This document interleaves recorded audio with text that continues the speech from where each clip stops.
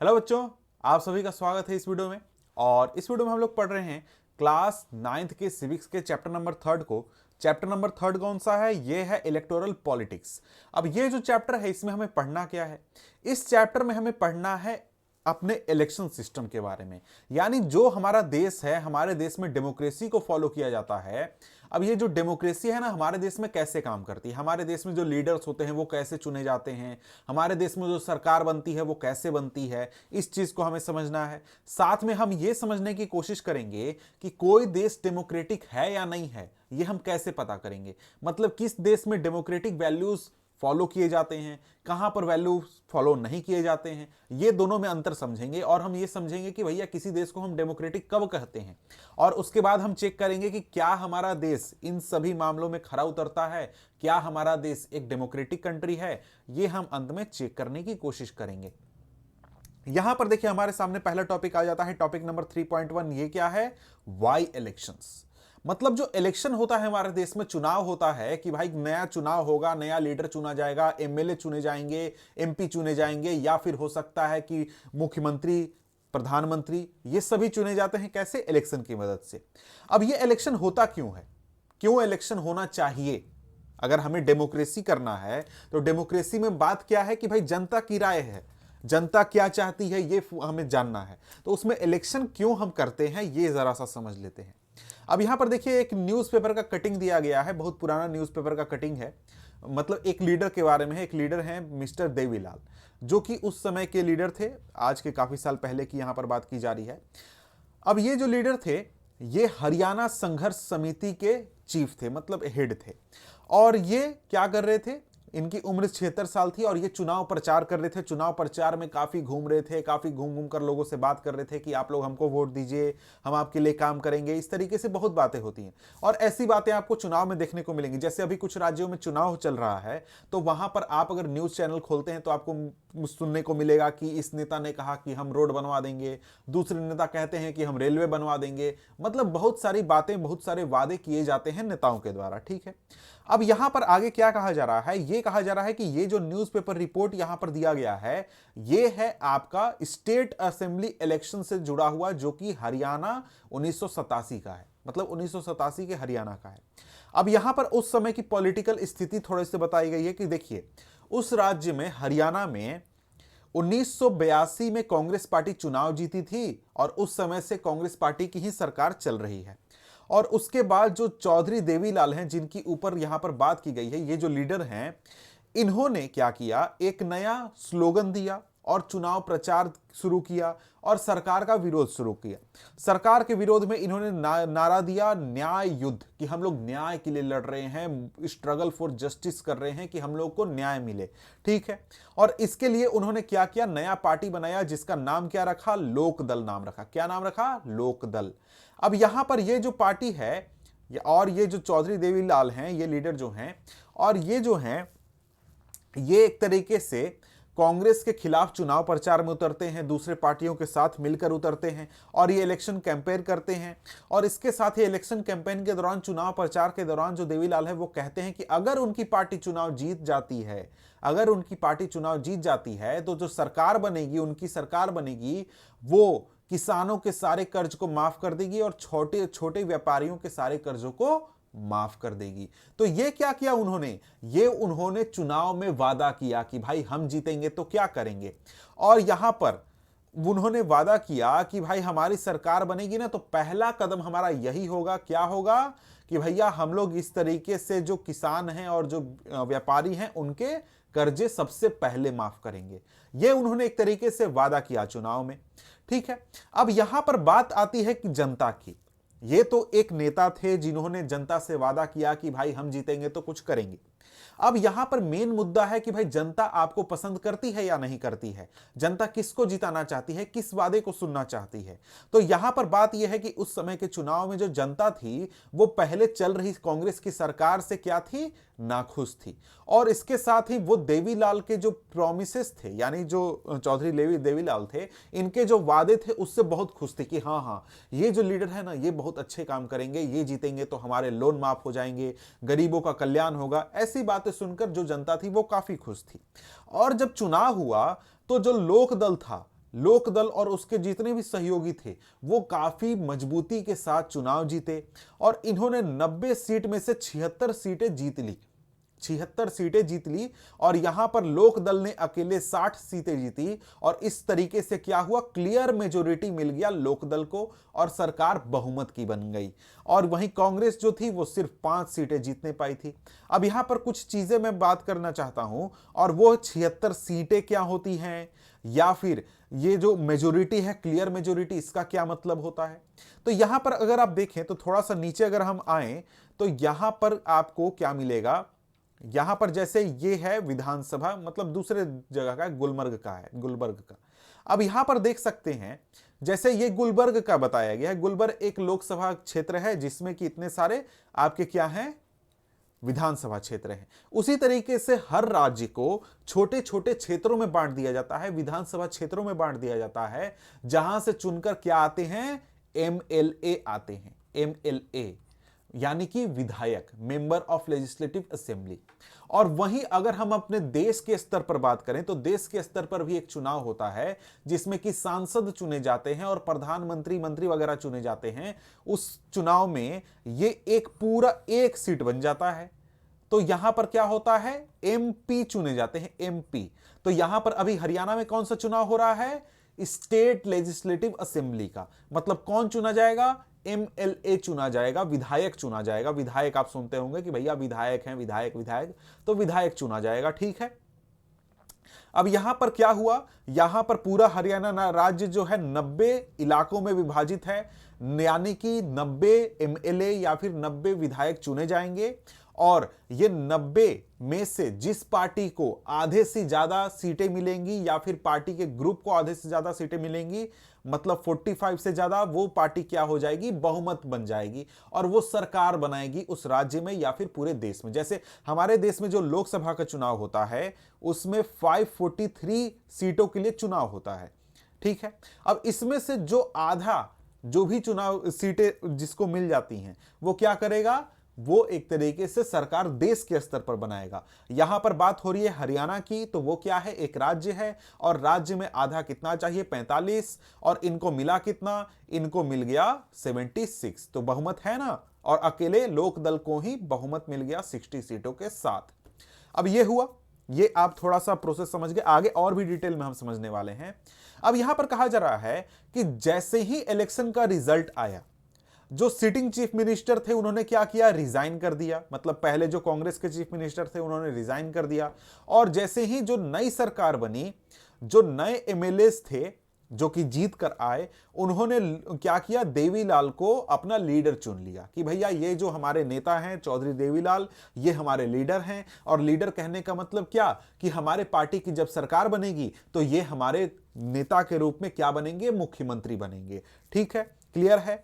अब यहां पर आगे कहते हैं कि यहां पर जो गवर्नर हैं इन्होंने इनवाइट किया चौधरी देवीलाल को कि आप क्या बनिए, नए चीफ मिनिस्टर बनिए, यहां के हरियाणा के नए चीफ मिनिस्टर बनिए। क्यों चीफ मिनिस्टर बनने के लिए बुलाया गया, क्योंकि इनके पास 90 में से आधे से ज्यादा लोगों का, आधे से ज्यादा विधायकों का समर्थन था। कितने विधायकों का, 76, जिसमें कि दूसरी पार्टियों के भी मेंबर्स थे, लेकिन इनकी पार्टी के कितने थे, 60 थे। तो इस तरीके से क्या हुआ, इनके पास बहुमत हो गया। और यहां पर यह रिवाज है या फिर यह सिस्टम होता है कि जो गवर्नर होता है, इस जो भी पार्टी बहुमत में होती है उसके नेता को बुलाता है सरकार बनाने के लिए कि आप आइए और क्या कीजिए, सरकार बनाइए और असेंबली में, विधानसभा में साबित कीजिए कि हाँ भैया 76 लोग आपके साथ हैं या फिर आधे से ज्यादा लोग आपके साथ हैं, ठीक है।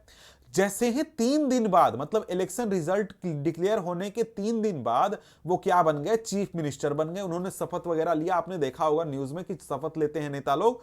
उन्होंने शपथ लिया और क्या किया, वो बन गए चीफ मिनिस्टर। और जैसे ही वो चीफ मिनिस्टर बने, उन्होंने एक क्या किया, गवर्नमेंट ऑर्डर जारी किया, जिसने क्या किया कि जितने भी छोटे किसान थे उनके लोन को, एग्रीकल्चर लेबरर्स थे यानी जो आपके खेतिहर मजदूर थे उनके, और जितने भी छोटे व्यापारी थे उन सभी के लोन्स को क्या कर दिया, माफ कर दिया। क्यों, क्योंकि सरकार ने क्या किया था, इस पार्टी ने क्या किया था, वादा किया था चुनाव में कि हम जीतेंगे तो ये काम करेंगे। अब यहां पर आगे चलकर इनकी जो पार्टी थी इसने 4 साल तक राज किया, 4 साल तक शासन चलाया और अगला इलेक्शन हुआ 1991 में, लेकिन इस बार उनकी जो पार्टी थी वो चुनाव जीतने नहीं पाई और कांग्रेस ये चुनाव जीत गई और सरकार उसने बनाया। ठीक है, अब यहां पर अगर हम देखें तो यहां पर कुछ एक तरीके से पॉइंट समझना है। क्या समझना है? यहां पर अगर हम कुछ देखते हैं, यहां पर पॉइंट से इसी की मदद से हम समझने की कोशिश करते हैं। अब यहां पर कहा जा रहा है, जगदीप और नवदीप हैं जिन्होंने ये कहानी पढ़ा और कुछ कंक्लूजन पर पहुंचे। अब यहां पर आपको ये चेक करना है कि कौन सा इसमें से राइट है, कौन सा रॉन्ग है, कौन सी बात सही है, कौन सी बात गलत है। अब यहां पर कहा जा रहा है elections can lead to changes in the policy of government. ये तो भैया बात बिल्कुल सही है कि इलेक्शन अगर होगा, इलेक्शन में अगर दूसरी पार्टी जीत जाती है तो वो जो पॉलिसी फॉलो करेगी, नियम कानून जो सिस्टम फॉलो करेगी वो दूसरी होगी। जैसे कांग्रेस की जो सरकार थी 1987 से पहले, उसने किसानों का या फिर जो मजदूर थे या फिर छोटे व्यापारियों थे उनके कर्ज माफ नहीं किए थे। लेकिन जो लोक दल थी, लोक दल जब जीती तो उसने क्या किया, जनता के लिए एक जनता के हिसाब से कानून में बदलाव किया या फिर जो पॉलिसी है कि हम किस तरीके से काम करेंगे इसमें चेंज हो गया और किसानों के लिए कर्जे माफ कर दिए गए। ठीक है, अगला यहां पर है point, the governor invited Devilal to become the chief minister because he was impressed with his speeches. क्या यह बात सही है? जी नहीं। गवर्नर जो है, उन्होंने गवर्नर देवीलाल को इसलिए नहीं बुलाया क्योंकि उनसे बहुत खुश थे, उन्होंने इसलिए बुलाया क्योंकि जो देवीलाल थे ये हरियाणा के एक बहुमत वाली पार्टी के नेता थे, क्योंकि इनके पास 90 में से 45 से ज्यादा लोगों का समर्थन था, 45 से ज्यादा विधायकों का समर्थन था, तब उनको बुलाया गया था, खुश होकर नहीं बुलाया गया था। ठीक है, अगला बात, people are unhappy with every ruling party and vote against it in the next election. क्या ये बात सही है? तो भाई ये देखो, ये सही तरीके से कंप्लीटली बात सही नहीं है। कैसे? क्योंकि आप जब इलेक्शंस को देखिएगा, कई बार ऐसा होता है कि जो पार्टी चुनाव जीतती है एक बार, अगली बार भी वही जीत जाए। ये जनता के ऊपर है कि जनता किसको पसंद करती है। जनता अगर काम से खुश है किसी व्यक्ति के तो उसको वो फिर से जिताकर क्या करेगी, सरकार में बैठा देगी। अगर जनता खुश नहीं है तब वो क्या करेगी, उसको हटा देगी। ये मेन मुद्दा होता है कि जनता खुश है या फिर नहीं है। आगे यहां कहा जा रहा है the party that wins the election forms the government. बिल्कुल सही बात है, जो पार्टी इलेक्शन जीतती है वो सरकार बनाती है। इलेक्शन जीतने का मतलब क्या कि भैया जो 90 है ना, 90 में से आधे से ज्यादा विधायक जीतने चाहिए आपकी पार्टी के। यानी हमारे यहां पर क्या होता है, हमारे यहां पर लोग जो है वो पार्टी को सीधे वोट नहीं देते हैं, वो अपने इलाके के एक व्यक्ति को वोट देते हैं जो कि एक पार्टी से जुड़ा हुआ होता है। जैसे अगर आप जहां भी रहते होंगे वहां पर चुनाव होता होगा तो वहां पर चुनाव में एक व्यक्ति, एक नेता खड़ा होता है कि हां जी मैं विधायक बनना चाहता हूं और मैं इस पार्टी से जुड़ा हुआ हूं। जैसे कोई व्यक्ति होगा वो बीजेपी के टिकट पर लड़ रहा होगा, मतलब क्या है, वो बीजेपी पार्टी का है। कोई आदमी जो है वो आईएनसी, इंडियन नेशनल कांग्रेस के टिकट पर चुनाव लड़ रहा होगा, वो क्या है, वो इंडियन नेशनल कांग्रेस का है। इसी तरीके से कोई पार्टी समाजवादी पार्टी के टिकट पर चुनाव लड़ रहा होगा, मतलब क्या है, वो समाजवादी पार्टी का है। अब यहां पर क्या होता है कि भैया देखो, चुनाव होगा जहां पर भी, मतलब पूरे राज्य में चुनाव होगा, आधे से ज्यादा विधायक जिस पार्टी से जुड़े हुए होंगे उस पार्टी का सरकार बनेगा। वो पार्टी क्या करेगी, सरकार बनाकर काम करेगी। ठीक है, अब यहां पर कहा जा रहा है this election led to a lot of economic development in Haryana. अब भैया इसके बारे में तो हम लोग को क्लियर आइडिया नहीं है, वहां पर इकोनॉमिक डेवलपमेंट हुआ या फिर नहीं हुआ, उसके बारे में यहां पर कोई आइडिया, मतलब क्लियर डाटा तो दिया नहीं गया है। लेकिन यहां पर हां कह सकते हैं, क्योंकि जब भी कोई इलेक्शन होता है उसमें पार्टी जो है वो क्या करती है, वादा करती है और उसमें से बहुत सारे वादों को फुलफिल करने की कोशिश करती है। तो यहां पर इसमें हां भी हो सकता है, नहीं भी हो सकता है, क्लियर जानकारी यहां पर नहीं है। आगे क्या है, the Congress chief minister need not have resigned after his party lost election.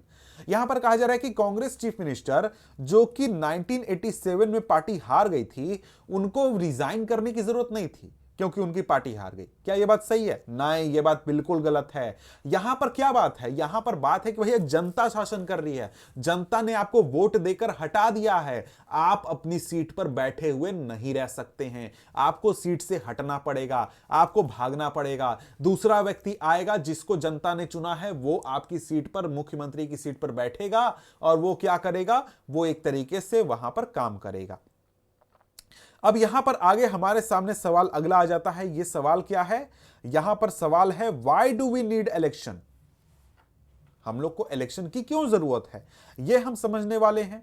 अब यहां पर आगे बात करें तो यहां पर कहा जा रहा है, elections take place regularly in any democracy. दुनिया के किसी भी आप लोकतंत्र में जाइए, वहां पर डेमोक्रेसी अगर है, अच्छी चलती है, तो वहां पर क्या होगा? रेगुलरली इलेक्शन होगा। ठीक है, अगर किसी देश में रेगुलरली इलेक्शन नहीं होते हैं तो वहां पर हम नहीं कह सकते कि वो सही तरीके से अच्छी डेमोक्रेसी है। ठीक है, दुनिया में 100 से ज्यादा देश हैं जो कि क्लेम करते हैं कि भैया हम डेमोक्रेसी हैं, खुद को क्या कहते हैं? डेमोक्रेटिक कहते हैं। लेकिन यहां पर बात है कि यहां पर बहुत सारे देश ऐसे हैं जो कि रियलिटी में डेमोक्रेटिक नहीं है, रियलिटी में उनको डेमोक्रेसी वाले देश हम नहीं कह सकते हैं। ठीक है, अब यहां पर आगे क्या है? आगे यहां पर है कि रियलिटी में आखिर हमें इलेक्शंस की जरूरत क्यों है, इलेक्शंस आखिर होने क्यों चाहिए? ठीक है, यह हमें क्वेश्चन आंसर करना है। अब यहां पर आगे आपसे एक सिचुएशन समझाने की कोशिश की गई है कि आखिर हम लोग इलेक्शन चुन करते क्यों हैं। इलेक्शन करते हैं कि कुछ लोगों को हम चुनते हैं जो कि सरकार चलाएंगे, पूरा सिस्टम चलाएंगे, जनता के लिए काम करेंगे। मान लीजिए कि ऐसा नहीं होता है, मान लीजिए कि इलेक्शन नहीं होता है और जनता खुद से शासन करती है, खुद से अपने सारे व्यवस्थाओं को मैनेज करना चाहती है। मतलब कि जो भी डिसीजन लेना है वो सारी जनता आपस में मिल बैठकर करेगी। अब यहां पर बात यह है कि सरकार तो बहुत सारे डिसीजन लेते रहती है। अब यहां पर हर डिसीजन लेने के लिए क्या करना होगा? लोगों को एक साथ बैठना होगा, रोज बैठना होगा, क्योंकि सरकार रोज कुछ ना कुछ डिसीजन लेती है। रोज बैठना होगा और सारे डिसीजंस को लेना होगा। क्योंकि देखिए, हमारे देश की आबादी बहुत ज्यादा है, 140 करोड़ है। तो क्या यहां पर यह पॉसिबल है कि देश की इतनी बड़ी आबादी हर रोज हर डिसीजन को लेने के लिए पार्टिसिपेट करे, मीटिंग करे, सारी चीजें करे? क्या यह पॉसिबल है? जी नहीं, बिल्कुल पॉसिबल नहीं है। आप अपने घर में कोई डिसीजन लेने के लिए अगर ग्रुप में बैठते हैं कि भाई क्या करना है ना, तब वहां पे भी लफड़ा हो जाता है। आप पूरे देश में रोज लोगों को इस तरीके से इन्वॉल्व करके थोड़े डिसीजन लिवा सकते हैं? बिल्कुल नहीं। अब यहां पर बात यह है कि लोगों के पास पहला तो लोग उतने फुर्सत में नहीं है, टाइम नहीं है, लोगों को साथ में नॉलेज भी नहीं है। मतलब कि आपसे अगर कहा जाए कि आप जरा डिसाइड कीजिए कि भाई चाइना के साथ क्या हमारी विदेश नीति होनी चाहिए, तो पहला बात तो आपके पास उतना टाइम नहीं है कि आप पढ़ लिख कर डिसीजन लीजिए। दूसरा बात यह है कि आपको एक तरीके से आइडिया भी नहीं है, आपको पता भी नहीं है कि भैया विदेश नीति में क्या होना चाहिए, कैसे डील करना है, क्या करना है। जो हमारे नेता लोग होते हैं वो स्पेसिफिकली यही काम करते हैं कि भाई देखो, नेता लोग के अलावा और भी लोग होते हैं, जैसे अफसर लोग होते हैं, वो सारे ये काम करते हैं। तो हमारे देश में जनता खुद से डायरेक्टली रूल नहीं कर सकती है। क्यों? क्योंकि रियलिटी में ये पॉसिबल नहीं है, अच्छा तरीका नहीं है। क्यों? क्योंकि हम लोग 140 करोड़ लोगों को सारे काम धंधे बंद करवा के ये नहीं बोल सकते हैं कि आप लोग आज से क्या कीजिए, दिन में 3 घंटे ना केवल मीटिंग कीजिएगा कि केंद्र सरकार क्या करे और राज्य सरकार क्या करे, उस पर आप लोग को डिसीजन लेना है, मीटिंग बुलाया जा रहा है। क्या ये पॉसिबल है? जी नहीं, बिल्कुल पॉसिबल नहीं है। हाँ, एक गांव में ग्राम सभा होती है, जैसे गांवों में इलेक्शन होता है ना लोकल लेवल पे सरकार के लिए, तो वहां पे ग्राम सभा में डिसीजन लिया जाता है कि गांव में क्या काम कराना है। लेकिन देश स्तर पर क्योंकि इतनी बड़ी आबादी है, हम ये चीज नहीं कर सकते हैं। ठीक है, अब यहां पर आगे कहा जा रहा है, is there a democratic way of selecting representative without elections? क्या हमारे पास कोई ऐसा तरीका है कि बिना इलेक्शन के हम डेमोक्रेटिक तरीके से अपने लीडर्स को, अपने रिप्रेजेंटेटिव को चुने?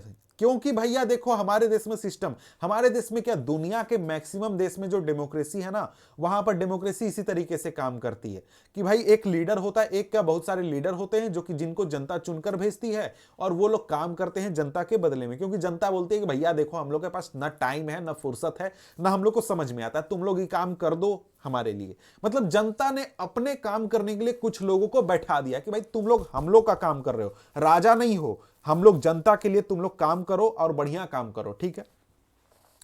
अब यहां पर आगे क्या कहा जा रहा है, यही सवाल है कि भाई बिना इलेक्शन के हम लोग डेमोक्रेटिक तरीके से कैसे लीडर्स को चुन सकते हैं। अब यहां पर कहा जा रहा है कि मान लीजिए कि एक ऐसा जगह है जहां पर लीडर्स जो हैं उनको चुना जाता है एज के आधार पर और एक्सपीरियंस के आधार पर, कि भाई जिसका एज ज्यादा होगा, जिसका एक्सपीरियंस ज्यादा होगा, वो उस पोस्ट पर जाकर बैठ जाएगा। मतलब प्रधानमंत्री देश का सबसे बूढ़ा आदमी बनेगा जिसको कि सबसे ज्यादा एक्सपीरियंस है। या फिर हम लोग एक ऐसा तरीका निकालते हैं जिसमें जिसको एजुकेशन सबसे अच्छा है या फिर जिसको नॉलेज सबसे ज्यादा है वो जाकर कोई पोस्ट पर बैठेगा। मतलब शिक्षा मंत्री कौन बनेगा, जो सबसे ज्यादा पढ़ा लिखा है। ये क्राइटेरिया हो सकता है, लेकिन यहां पर बात यह है कि भाई हम लोग ये तय कैसे करेंगे कि भाई जो कौन व्यक्ति सबसे ज्यादा एक्सपीरियंस है या फिर कौन व्यक्ति को नॉलेज सबसे ज्यादा है। क्योंकि कोई व्यक्ति हो सकता है कि साइंस से पढ़ा हो, कोई व्यक्ति आर्ट्स से पढ़ा हो, किसी ने इंजीनियरिंग किया हो, किसी ने डॉक्टरी किया हो। तो हम कैसे पता करेंगे कि कौन व्यक्ति सबसे ज्यादा एजुकेटेड है, कौन व्यक्ति को एक्सपीरियंस सबसे ज्यादा है। ये हमारे सामने प्रॉब्लम है, ठीक है। इसलिए हम एक तरीके से क्लियर नहीं कर सकते हैं कि कौन बिना इलेक्शन के कि हम लोग कैसे, मतलब किस व्यक्ति को पद पर बैठाना है, किसको नहीं बैठाना है। अब यहां पर इन सभी में क्या होगा, बहुत ज्यादा कंफ्लिक्ट भी क्रिएट होगा। अब यहां पर बात यह है कि यह सिस्टम तो मान लीजिए ऐसा हो सकता है कि हम लोग काबिल व्यक्ति को बैठा दें, लेकिन क्या इस जगह पर जहां पर इस तरीके से इलेक्शन करके, मतलब इस तरीके से लोगों को चुनकर गद्दी पर बैठाया जाता है, क्या उस जगह को हम डेमोक्रेसी कह सकते हैं? जी नहीं, डेमोक्रेसी नहीं कह सकते हैं। क्योंकि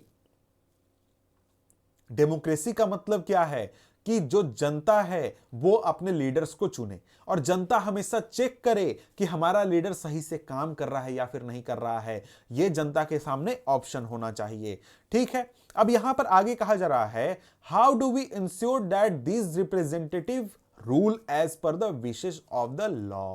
क्योंकि देखिए, अगर हम लोग एक तरीके से किसी व्यक्ति को एजुकेशन, एक्सपीरियंस, एज या फिर इस तरीके की चीजों के आधार पर गद्दी पर बैठा देते हैं, मंत्री या फिर विधायक या फिर प्रधानमंत्री बना देते हैं, तो हम लोग ये कैसे चेक करेंगे कि वो जो व्यक्ति है वो काम कर रहा है तो वो जनता के हिसाब से काम कर रहा है? ये तो हमारे सामने प्रॉब्लम है। तो यहां पर क्या करना होगा, यहां पर जनता के पास कुछ ऑप्शन होना चाहिए कि वो चेक करे कि उनका जो नेता है, रिप्रेजेंटेटिव है, जो लीडर है, वो जनता के हिसाब से काम कर रहा है या फिर नहीं कर रहा है। ये चेक कैसे होगा? ये चेक होगा इलेक्शन के जरिए कि भैया हर रेगुलर इंटरवल पर, हर 5 साल पर जो नेता है, जो कि चुन कर जा रहा है, जो लीडर चुन कर जा रहा है, वो वापस आएगा जनता के सामने और कहेगा कि भैया 5 साल में इतना काम किया है, फिर से वोट दे दो, फिर से हमको काम करने दो। दूसरा आदमी आएगा, बोलेगा नहीं नहीं नहीं, इन लोग कुछ काम नहीं किया, इन लोग चोरी किया, केवल चोरी किया है। फिर जनता तय करेगी कि भाई किसको गद्दी पर बैठाना है और किसको हटाना है, किसको रखना है, ठीक है। तो यहां पर अगर हम बात करें तो यहां पर यही एक इलेक्शन क्या है, इलेक्शन यही चीज है कि एक तरीके का मैकेनिज्म है, एक तरीके का सिस्टम है जिसमें कि जनता ये चेक करती है कि जो हमारा नेता है, जो लीडर है वहां पर गद्दी पर बैठा हुआ है, वो रियलिटी में हमारे मर्जी के हिसाब से काम कर रहा है या फिर नहीं कर रहा है। अगर नहीं कर रहा है हटाओ इसको, अगर कर रहा है ठीक है काम करो, आगे काम करो, कोई दिक्कत नहीं है, ठीक है। अब यहां पर इसीलिए इलेक्शंस जो होते हैं वो बहुत ही एसेंशियल होते हैं रिप्रेजेंटेटिव डेमोक्रेसी में। अब ये रिप्रेजेंटेटिव डेमोक्रेसी क्या है?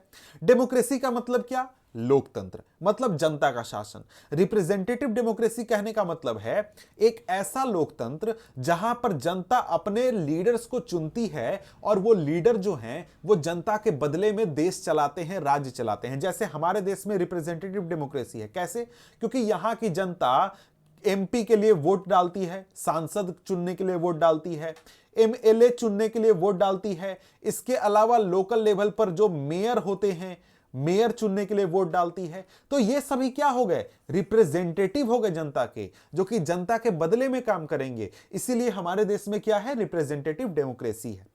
अब यहां पर आगे कहा जा रहा है, in an election the voters make many choices. Voter जो है वो बहुत तरीके के चॉइसेस करता है। अब यहां पर वोटर्स अगर किसी लीडर को चुन रहा है, कोई सरकार बना रहा है, तो वो क्या उसको मिल रहा है, एक तरीके से क्या जनता के हाथ में पावर होती है। जनता के हाथ में यह पावर है कि किस आदमी को सरकार में बैठाना है।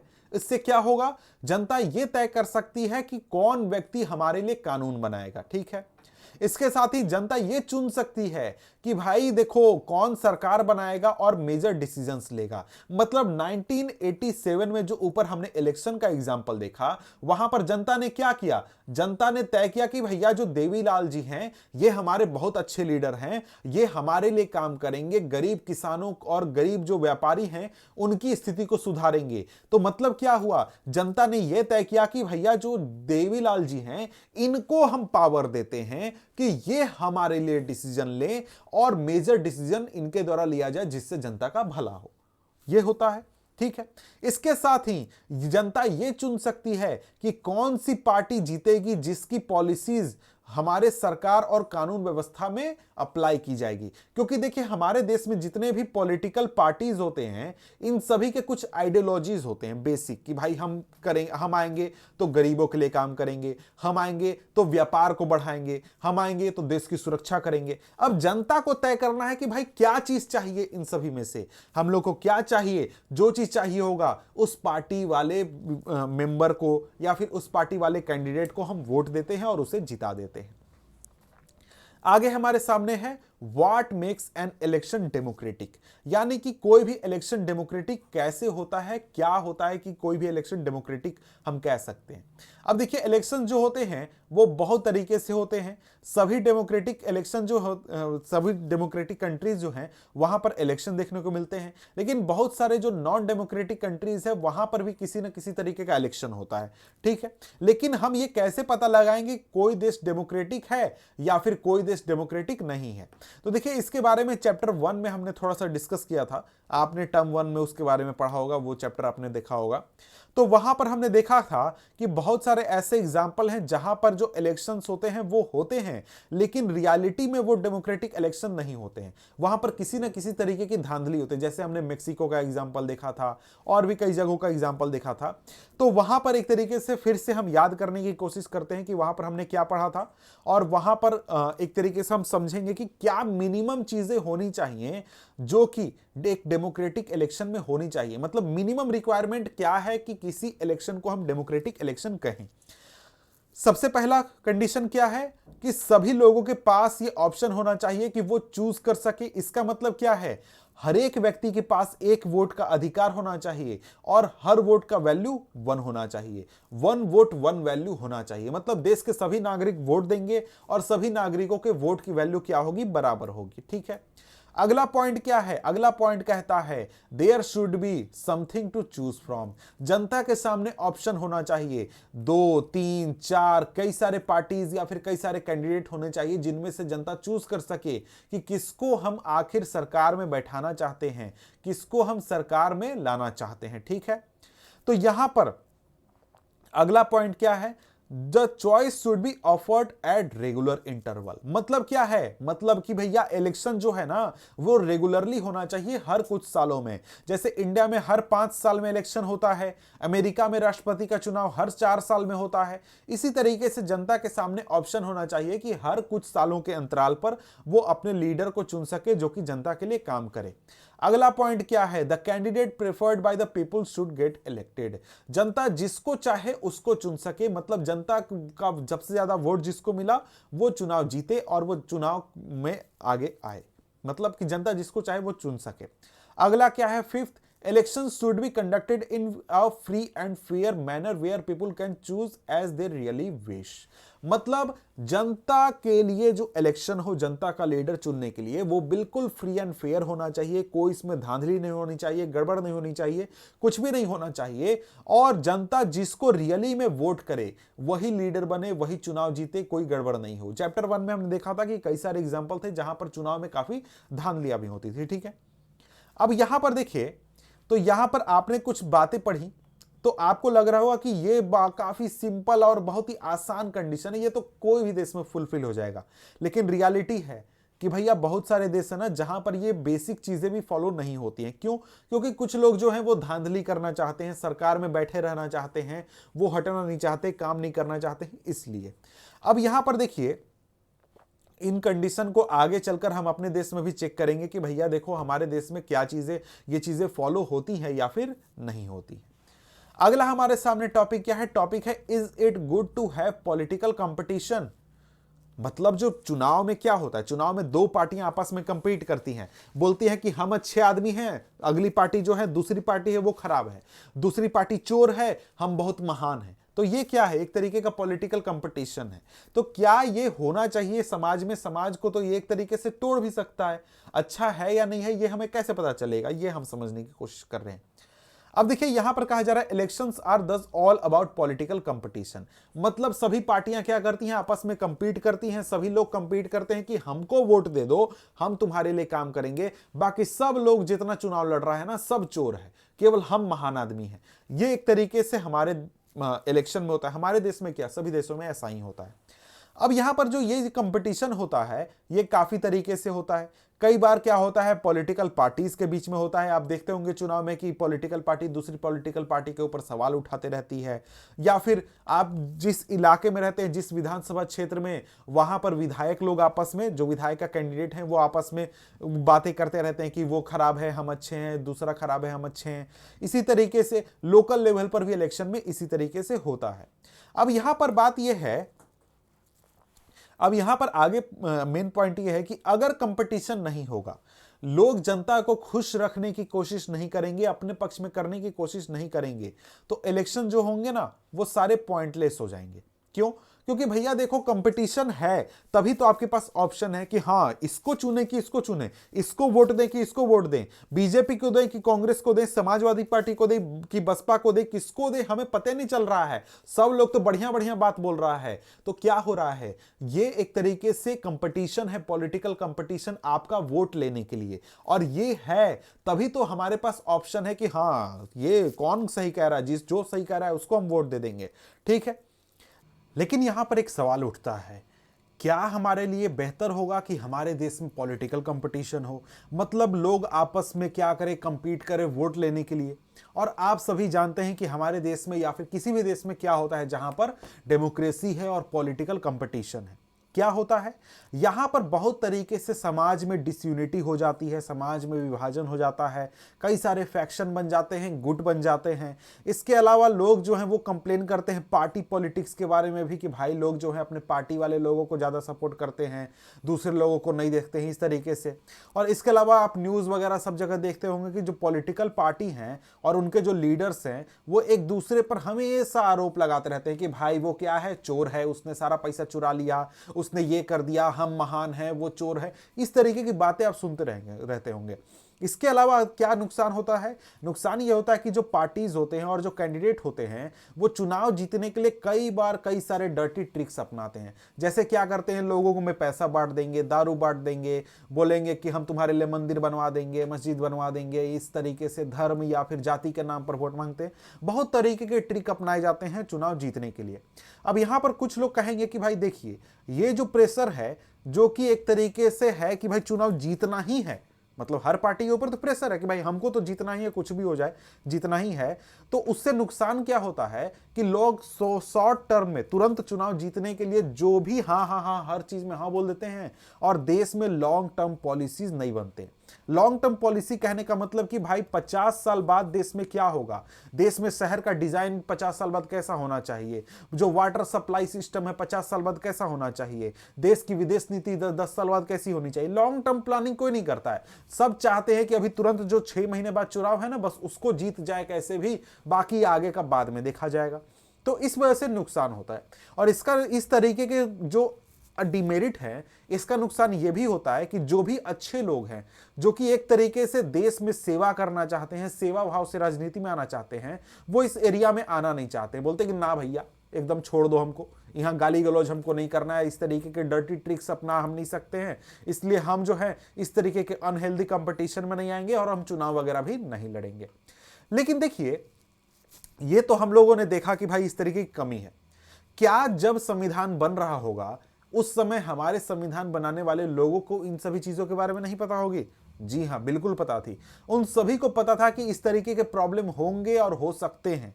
फिर भी उन्होंने क्या कहा? बोला कि नहीं, फिर भी हम क्या करेंगे, हम फ्री कंपटीशन रखेंगे जहां पर कोई भी व्यक्ति जाकर चुनाव लड़ सकता है और कोई भी व्यक्ति क्या कर सकता है, वोट डाल सकता है, किसी भी ट्रिक के जरिए चुनाव जीत सकता है। अब यहां पर ऐसा किया क्यों गया?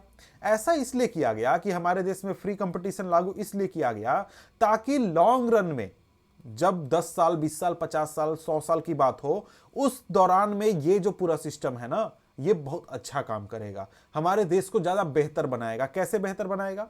अगर मान लीजिए एक आइडियल वर्ल्ड सोचते हैं जहां पर सब चीज बढ़िया है, सब चीज अच्छा है, वहां पर सभी पॉलिटिकल लीडर जो होंगे वो आएंगे जनता की सेवा करने के लिए, देश सेवा करने के लिए, और वहां पर वो सिर्फ सेवा के भाव से आएंगे। लेकिन जब हम बात करते हैं ऐसे समाज में जहां पर रियलिटी में ऐसा होता नहीं है, रियलिटी में बहुत सारे लोग एमएलए बनना चाहते हैं। क्यों? क्योंकि भाई उनको पावर चाहिए, पावर। बहुत लोग एमएलए बनना चाहते हैं, क्यों? क्योंकि उनको फेम चाहिए, फेमस होना है। बहुत लोग एमएलए बनना चाहते हैं, क्यों? क्योंकि लोग सलाम ठोकते हैं, विधायक, अरे एसपी, डीएसपी सब सलाम ठोकते हैं, इसलिए। तो बहुत सारे डिफरेंट रीजन होते हैं लोगों के पॉलिटिक्स में आने के। अब यहां पर देखिए, यहां पर इसका मतलब क्या हुआ कि रियलिटी में जब हम बात करते हैं तो बहुत सारे लोग जो आज पॉलिटिक्स में आपको दिख रहे हैं, वो लोग जनता की सेवा करने के भाव से नहीं आए हैं, बल्कि उनको कुछ और टारगेट है। जैसे किसी को करप्शन करके पैसा कमाना है, किसी को क्या करना है, अपना फेम बढ़ाना है, किसी को बड़ा आदमी बनना है, बहुत सारे रीजन है। ठीक है, अब यहां पर देखिए, जो पॉलिटिकल कंपटीशन है वो एक तरीके से हमारे देश में या फिर दुनिया के किसी देश में ये एक तरीके से क्या करता है, ऐसा सिचुएशन क्रिएट करता है कि भाई आपको मन हो या फिर नहीं हो, आपको काम जनता के लिए करना पड़ेगा। क्योंकि क्यों, क्या है, कंपटीशन है। क्यों? क्योंकि देखिए, राजनीति में मैक्सिमम लोग जो हैं, जैसे आप कुछ काम करते हैं, जैसे कहीं नौकरी करते हैं, तो आप चाहते हैं कि भाई मेरा प्रमोशन हो, हम बड़े पद पर पहुंचे। उसी तरीके से जो राजनीति में लोग होते हैं वो भी उनका एक तरीके से कैरियर है। तो ये लोग क्या चाहते हैं कि भाई हमारा जो पॉलिटिकल कैरियर है ना, प्रोफेशनल जैसा, वो बड़ा बने। आज हम एमएलए बने हैं, फिर हम क्या बने, एमपी बन जाएं, एमपी के बाद मिनिस्टर बन जाएं, मिनिस्टर के बाद देश का हम पीएम बन जाएं। इस तरीके से सभी लोग का ये ड्रीम होता है। जितना भी नेता लोग आप देख रहे हैं ना, सबका ये ड्रीम होता है कि आज हम एमएलए है ना, आगे चल के मंत्री, फिर मुख्यमंत्री, फिर सांसद, फिर प्रधानमंत्री, इस तरीके से हम बड़े बड़े बनते जाएं। तो यहां पर क्या होगा, यहां पर कोई भी व्यक्ति अगर वो पावर में रहना चाहता है और अपने लिए पोजीशन को बनाए रखना चाहता है कि हम ही को लोग वोट दें और किसी को वोट नहीं दें और हम ही पावर में बने रहें और हम आगे चलकर एमपी, मिनिस्टर, प्रधानमंत्री सब बन जाए, तो उनके लिए क्या करना होगा, उनके लिए क्या करना होगा कि वो एक तरीके से काम करें। मतलब जनता खुश होगी तभी आपको वोट देगी। जनता को खुश रखिएगा तो आप जीत जाइएगा। यह बात आपको भी पता है और उन नेताओं को भी पता है कि जो कि चुनाव लड़ रहे हैं। तो उनको अगर अपना ये जो ड्रीम है ये पूरा करना है, एमएलए के बाद एमपी बनना है, एमपी के बाद मिनिस्टर बनना है, मिनिस्टर के बाद पीएम बनना है, तो उनको पता है कि बहानाबाजी और ट्रिकबाजी से ये सब चीज नहीं हो सकता है। आप एक दो चुनाव ट्रिक से जीत सकते हैं, लेकिन इतने बड़े कद पर आप चुनाव ट्रिक से जीतकर नहीं पहुंच सकते हैं। इसलिए सभी लोग जो कि नेता हैं या फिर चुनाव लड़ते हैं, वो जनता के लिए काम करते हैं, मन हो या फिर नहीं हो। उनकी मजबूरी हो जाती है कि उनको अपना अगर सीट बचाए रखना है, अपने आप को विधायक बनाए रखना है, मंत्री बनाए रखना है, तो क्या करना होगा, उनको काम करना होगा, जनता को खुश रखना होगा। तभी क्या करेंगी जनता, जनता वोट देगी और वो क्या करेंगे, पावर में बने रहेंगे और उनका कद बढ़ेगा। अगर वो काम करने में असफल हो जाते हैं तो उनको जनता उठाकर बाहर फेंक देगी और उनका सारा करियर वरियर जो है ना, सब खत्म हो जाएगा।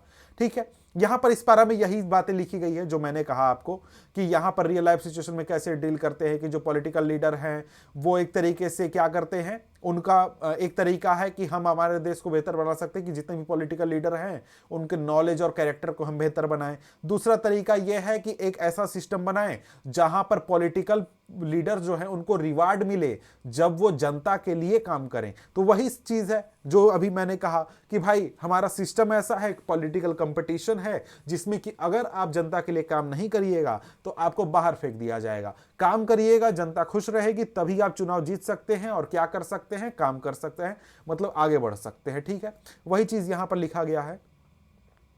आगे यहां पर वही बात है कि अगर कोई मान लीजिए पॉलिटिकल पार्टी है या फिर पॉलिटिकल लीडर है, उसका सिर्फ ड्रीम है कि भाई हमको बड़ा आदमी बनना है, बड़ा पोस्ट चाहिए, तो भी वो मजबूरी में काम करेगा ताकि लोग उसको वोट दें। नहीं काम करेगा वो कुछ नहीं कर सकता है। ठीक है, तो यहां पर यही चीजें हैं और कुछ ऐसा खास यहां पर है नहीं। तो यहां पर एक कार्टून है कि भाई देखिए इलेक्शन के टाइम में क्या होता है, जो लीडर होते हैं वो ऐसे हो जाते हैं और साथ में ऐसे भी हो जाते हैं, बड़े बड़े वादे करते हैं, वोटर लोग ललचते रहते हैं कि यार ये भी मिल जाएगा वो भी मिल जाएगा। और वोट के समय पावरफुल कौन होता है, वोटर होता है, लेकिन जब चुनाव खत्म हो जाता है तब पावरफुल कौन हो जाता है, नेता लोग हो जाते हैं। अब यहां पर हमारे चैप्टर का अगला टॉपिक आ जाता है। ये टॉपिक क्या है, what is our system of elections. हमारे देश में इलेक्शन का क्या सिस्टम है, किस तरीके से चुनाव वगैरह होते हैं। अब यहां पर आगे सवाल उठता है, can we say that Indian elections are democratic. क्या हम ये कह सकते हैं कि हमारे देश में जो चुनाव होते हैं क्या वो डेमोक्रेटिक सिस्टम से होते हैं। तो इसको समझने के लिए हमको समझना होगा कि हमारे देश में चुनाव होता कैसे है, क्या प्रोसेस होता है, क्या सब चीज होता है। अब देखिए इंडिया में बात करें तो इंडिया में चुनाव दो तरीके के होते हैं, मतलब दो प्रकार के चुनाव होते हैं मेनली, वैसे तीसरा चुनाव भी होता है। दो प्रकार कौन कौन से हो गए, लोकसभा और विधानसभा। लोकसभा बोले तो पूरे देश के लिए प्रधानमंत्री और देश के मंत्री और देश के सांसद जो कि पार्लियामेंट में बैठेंगे, इनको चुनने के लिए जो चुनाव होता है उसको हम लोकसभा इलेक्शन कहते हैं। क्या कहते हैं, लोकसभा इलेक्शन या फिर पार्लियामेंट्री इलेक्शन कहते हैं। और वहीं हमारे देश में कई सारे राज्य हैं, तो इन राज्यों के लिए जो चुनाव होता है, राज्य में विधायक, मंत्री और मुख्यमंत्री चुनने के लिए जो चुनाव होता है वो क्या होता है, विधानसभा का चुनाव होता है या फिर लेजिस्लेटिव असेंबली का चुनाव होता है। समझ गए। अगर लोकसभा का इलेक्शन होगा तो उसमें क्या चुने जाएंगे, सांसद चुने जाएंगे, जिनको कि हम क्या कहते हैं, एमपी भी कहते हैं, मेंबर ऑफ पार्लियामेंट। अगर राज्यों के चुनाव होंगे, राज्य में विधायक चुनने के लिए, तो वहां पर एमएलए का चुनाव होगा, यानी कि विधायक का चुनाव होगा। किस चीज का, विधायक का चुनाव होगा। समझ गए। यहां पर दो प्रकार के चुनाव कौन कौन से हो गए। वैसे तीसरा चुनाव होता है जो कौन सा होता है, लोकल इलेक्शन होता है। लोकल इलेक्शन होता है। लोकल इलेक्शन में क्या चुने जाते हैं, आपके गांव का सरपंच चुना जाता है या फिर आपके शहर का मेयर चुना जाता है। ठीक है, जो कि लोकल स्तर की सरकार होती है। ये तो बात आप समझ गए। अब यहां पर ये जो इलेक्शन होते हैं ये रेगुलरली होते हैं हर एक 5 साल के ऊपर, और हर 5 साल के बाद क्या होता है, जितने भी चुने हुए लोग होते हैं उनका कार्यकाल खत्म हो जाता है और वो फिर से जाते हैं चुनाव में, चुनाव लड़ने के लिए, ताकि वो जनता के लिए फिर से अगला 5 साल मांग सकें। ठीक है। अब यहां पर लोकसभा और विधानसभा जो होती है वो जब भी चुनाव होता है 5 साल के अंतराल में, तो वो क्या हो जाती है, डिसॉल्व हो जाती है। डिसॉल्व कहने का मतलब क्या, कि उनके जितने भी सदस्य थे जो कि पिछली बार चुनकर आए थे, उनकी सदस्यता समाप्त हो जाएगी, उनका वैल्यू समाप्त हो जाएगा, उनको फिर से जाकर चुनाव जीत कर आना होगा, तब उनको फिर से विधानसभा या फिर लोकसभा में बैठने दिया जाएगा। यानी उनका जो पॉलिटिकल पावर है वो समाप्त कर दिया जाता है। अब यहां पर कहा जा रहा है जो इलेक्शन होता है वो कंस्टिट्यूएंसीज में एक साथ होता है, मतलब पूरे देश में या फिर एक राज्य में एक साथ होता है, या फिर 1-2 दिन के अंतराल में होता है। जैसे मैं यहां पर आपको दिखाऊं, एक सेकेंड। तो यहां पर अगर मैं आपको दिखाता हूं तो यहां पर जैसे देखिए इंडिया है, इंडिया का ये तो मैप, ये नहीं, ये वही मैप दिखाना होगा। एक सेकेंड। यहां पर जैसे आपको इंडिया का मैप यहां पर है, ये मैप देखिए। ये मैप क्या दिखा रहा है, ये मैप दिखा रहा है इंडिया के लोकसभा कॉन्स्टिट्यूएंसीज को। यानी कि ये इतने छोटे छोटे इलाकों में देश की लोकसभा को बांट दिया गया। मतलब पूरा ये इंडिया है, पूरा इंडिया में एक सीट ये हो गया, यहां से एक सांसद चुना जाएगा, यहां से भी एक, यहां से भी एक, यहां से भी एक, यहां से भी एक। सभी जगहों से क्या होगा, एक एक सांसद चुना जाएगा। कहां के लिए, देश की लोकसभा के लिए। कितने सीटों पर चुनाव होता है, 543 सीटों पर चुनाव होता है, प्लस में 2 एक्स्ट्रा होते हैं, नॉमिनेटेड होते हैं, ठीक है। 543 सीटों पर चुनाव होता है और ये सभी चुनकर जाकर कहां बैठते हैं, लोकसभा में बैठते हैं। और जब भी चुनाव होगा, मान लीजिए लोकसभा का अगर चुनाव होता है तो पूरे देश में एक साथ चुनाव होता है सभी सीटों पर। हां, हमारे देश में आसानी के लिए क्या किया जाता है, फेजेस बना दिए जाते हैं कि मतलब पहला फेज, दूसरा फेज। पहला फेज में क्या होगा, 550 में से करीब 80 सीटों पर चुनाव होगा, दूसरे में 70 पर होगा, तीसरे में 30 पर होगा, फिर 50 पर होगा, इस तरीके से। मतलब क्या है, मतलब यह है कि भाई बारी बारी से, क्योंकि हमारे देश में रिसोर्सेस कम है, सिक्योरिटी के लिए फोर्सेस कम है, सभी चीजों को ध्यान में रखते हुए क्या किया जाता है कि एक साथ सभी जगहों पर वोटिंग नहीं कराई जाती है, बारी बारी से कराई जाती है 2-4 दिनों के अंतराल में। जैसे अभी आप देख रहे होंगे कि कई राज्यों में चुनाव हो रहे हैं, तो वहां पर भी फेजेस में हो रहे हैं कि एक दिन यहां, फिर 4 दिन बाद, फिर 4 दिन बाद, इस तरीके से करके। अब यहां पर देखिए, यहां पर अगर हम बात करें, अगर हम लोकसभा का इलेक्शन करवाते हैं, देश में लोकसभा का इलेक्शन होता है, तो उसको क्या कहा जाता है, जनरल इलेक्शन कहा जाता है। जनरल इलेक्शन, देश की संसद के लिए चुनाव हो रहा है, जनरल इलेक्शन। कई बार इलेक्शन क्या होता है, सिर्फ एक कॉन्स्टिट्यूएंसी के लिए होता है। अगर मान लीजिए कोई विधायक था, वो मर गया या उसकी सीट खाली हो गई, उसने रेजिग्नेशन दे दिया, कुछ भी हुआ, तो वो सिर्फ एक सीट पर चुनाव होगा। उसको हम क्या कहते हैं, उसको हम बाई इलेक्शन कहते हैं। क्या इलेक्शन, बाई इलेक्शन। 2 प्रकार के इलेक्शन, एक पूरे देश में एक साथ, पूरे राज्य में एक साथ वाला इलेक्शन, और एक बाई इलेक्शन जब 1, 2, 4 सीटों पर होगा, जहां के विधायक के जाने की वजह से क्या हो गया है, सीट खाली हो गया, ठीक है। अब यहां पर आगे जो भी बात होगा वो आपका जनरल इलेक्शन को फोकस करके होगा, यानी देश की संसद का जो चुनाव होता है उसको फोकस करके हम बात करेंगे। अब यहां पर देखिए, हमारे देश का जो संसद में चुनाव होता है या फिर जो विधानसभा का भी मान लीजिए चुनाव होता है, वहां पर एक कंसेप्ट है, वो क्या है, इलेक्टोरल कॉन्स्टिट्यूएंसीज। ये क्या होता है, ये होता है कि जैसे हमने देखा था हरियाणा का एग्जाम्पल, हरियाणा में 90 एमएलए चुने जाते हैं। मतलब क्या हुआ, मतलब पूरे हरियाणा को 90 भागों में विभाजित कर दिया गया और हर एक हिस्से से क्या होगा, हर एक भाग से एक व्यक्ति चुनकर आएगा और ये सभी 90 लोग जो होंगे, ये 90 लोग क्या करेंगे, हरियाणा राज्य को चलाने का काम करेंगे। ये हरियाणा के जो लेजिस्लेटिव असेंबली है वहां पर बैठेंगे 90 लोग। अब 90 में से ज्यादा संख्या वाले जो लोग होंगे, जो पार्टी होगी, वो क्या करेगी, सरकार बनाएगी और बाकी लोग जो होंगे वो विपक्ष का काम करेंगे। हमने ऊपर देखा था कि जो लोकदल था उसके पास 76 मेंबर्स का सपोर्ट था, तो वो क्या हो गई, वो सरकार में जाकर बैठेगी। और बाकी जो उस समय की कांग्रेस थी, कांग्रेस क्या करेगी, अपोजिशन में बैठेगी और अपोजिशन में बैठकर क्या करेगी, सरकार की नीतियों का विरोध करेगी अगर सरकार गलत करती है तो यहां पर क्या हुआ, यहां पर हुआ कि भैया देखो, क्या सभी लोग वोट देते थे इन 90 लोगों के लिए, जी नहीं। अगर मान लीजिए हरियाणा है, हरियाणा में जो हिस्सा डिवाइड किया गया है, जैसे इंडिया के मैप से हम समझते हैं, जैसे ये इंडिया का मैप है, इंडिया में ये सारे पार्ट्स डिवाइड कर दिए गए। कितने पार्ट्स, 543 पार्ट्स में डिवाइड कर दिया गया। अब ये जैसे लद्दाख का रीजन है, ये लद्दाख का रीजन है, तो लद्दाख का जो वोटर है, लद्दाख का जो वोटर है वो यहां के एमपी को चुनने के लिए वोट देगा। वो देश के प्रधानमंत्री को चुनने के लिए वोट नहीं देगा, कहीं और किसी को चुनने के लिए वोट नहीं देगा।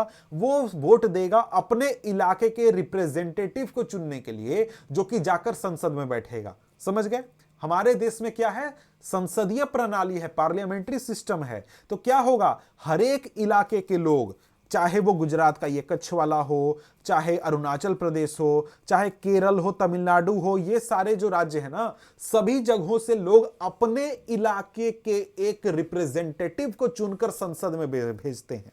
अब वहां पर संसद में गिनती होती है कि भाई संसद में 543 में से कितने लोग जो थे वो किस पार्टी के थे। बीजेपी का अभी बहुमत है। मतलब क्या है, मतलब कि बीजेपी के लोग जो है ना, जो जीत कर आए हैं चुनाव में, वो 543 प्लस 2, इसमें से 545 में से आधे से ज्यादा हैं, यानी 273 से ज्यादा उनकी संख्या, करीब 300 के आसपास है फिलहाल।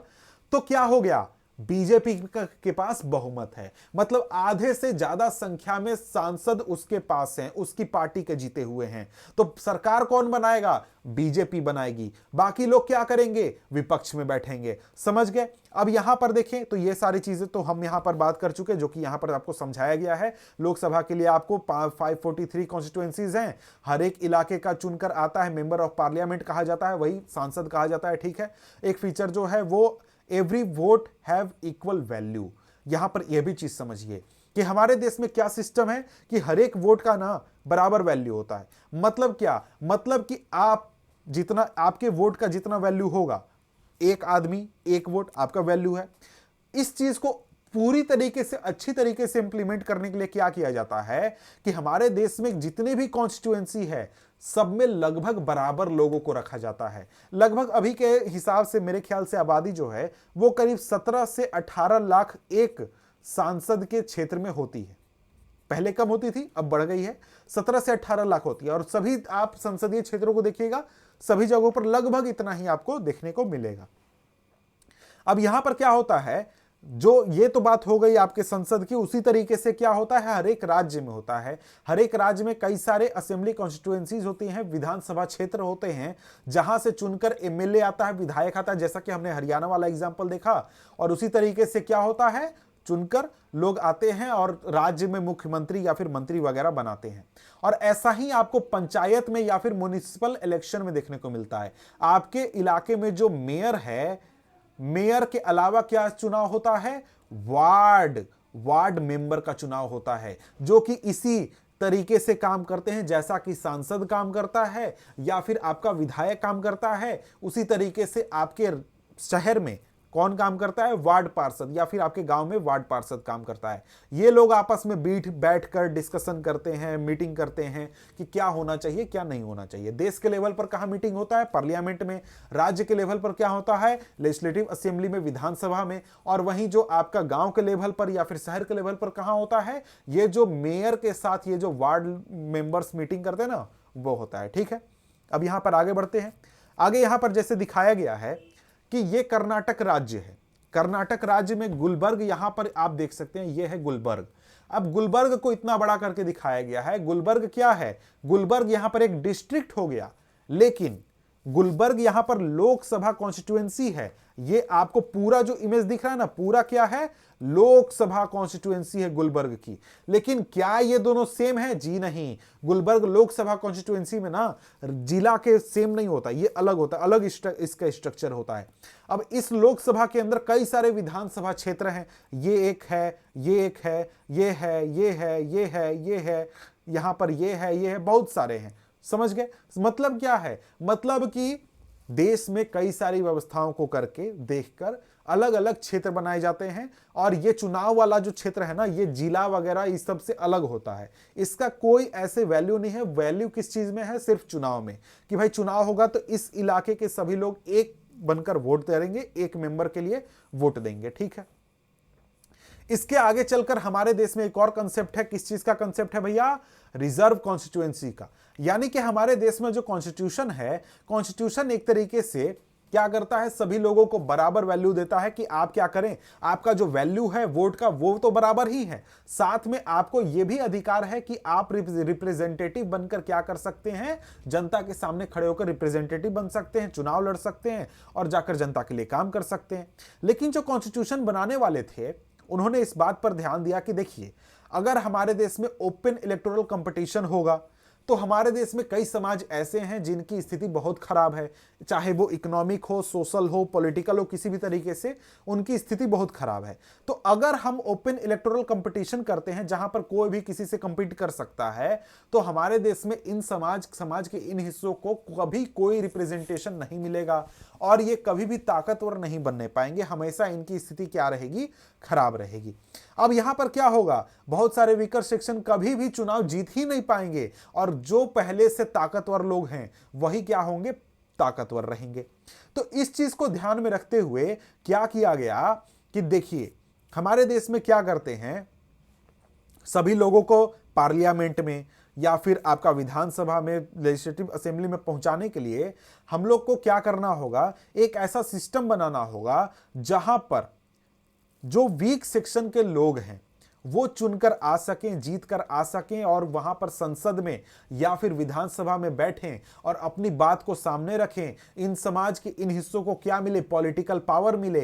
ये पूरा सिस्टम ज्यादा से ज्यादा डेमोक्रेटिक हो, ज्यादा से ज्यादा लोग पावरफुल बने। क्योंकि डेमोक्रेसी का मतलब क्या है? मतलब है कि कोई कमजोर ना रहे, सभी को बराबर लेवल पर लाना है। तो बराबर लेवल पर लाने के लिए ऐसी व्यवस्था की गई कि जो हमारे देश में शेड्यूल्ड कास्ट हैं या फिर शेड्यूल्ड ट्राइब के लोग हैं, इनको एक तरीके से रिजर्व सीटें दी गई कि आपके समाज का जो रिप्रेजेंटेशन है वो हमारे देश की संसद में भी हो, हमारे देश की विधानसभा में भी हो और आपकी बात को भी सुनी जाए, आपकी बात को कोई दबा ना सके। ठीक है, अब यहां पर देखें तो यहां पर क्या होता है, जैसे रिजर्व कॉन्स्टिट्यूएंसी कहने का मतलब यह है कि मान लीजिए एक SC scheduled caste reserve seat है। इसका मतलब क्या हुआ? इसका मतलब यह हुआ कि कोई व्यक्ति जो कि शेड्यूल्ड कास्ट से बिलोंग करता है सिर्फ वही इलेक्शन में पार्टिसिपेट करेगा, वही चुनाव लड़ेगा और दूसरे जो जनरल कास्ट के हैं, ओबीसी हैं, एसटी हैं, वो लोग फाइट उसको नहीं देंगे। समझ गए? ये चीज होता है। ठीक है, इसी तरीके से मान लीजिए कोई सीट एसटी के लिए रिजर्व है। इसका मतलब क्या? वहां पर एक एसटी समुदाय से बिलोंग करने वाला व्यक्ति ही चुनाव लड़ेगा, दूसरे लोग उसको फाइट नहीं देंगे। ऐसा क्यों किया गया? ऐसा किया गया कि क्योंकि ये जो समाज के तबके हैं ये काफी कमजोर रहे हैं, तो इनका रिप्रेजेंटेशन बढ़ाने के लिए, इनका पावर बढ़ाने के लिए इस पूरे सिस्टम को क्या किया गया? लाया गया। और आज के समय में बात करें तो 84 सीट आपके शेड्यूल कास्ट के लिए रिजर्व हैं और 47 सीट जो है शेड्यूल्ड ट्राइब्स के लिए रिजर्व है। 2019 का ये डाटा है, हो सकता है आगे चलकर ये चेंज हो जाए। अब यहां पर देखें तो आगे यहां पर कहा जा रहा है कि ये जो नंबर है, ये नंबर इस हिसाब से तय किया गया है उनके पॉपुलेशन को देखते हुए, यानी उनका पॉपुलेशन जिस हिसाब से समाज में है वैसा ही उनका रिप्रेजेंटेशन किया गया है, ताकि कोई दूसरे समाज के तबके का हक न मारा जाए। ऐसा ना हो कि सिर्फ यही लोग आकर बैठ जाएं, दूसरे लोग जो हैं उनकी आवाज ही न सुनी जाए, ऐसी बात भी नहीं होनी चाहिए। इस वजह से सीट उनके पॉपुलेशन के हिसाब से रखी गई है।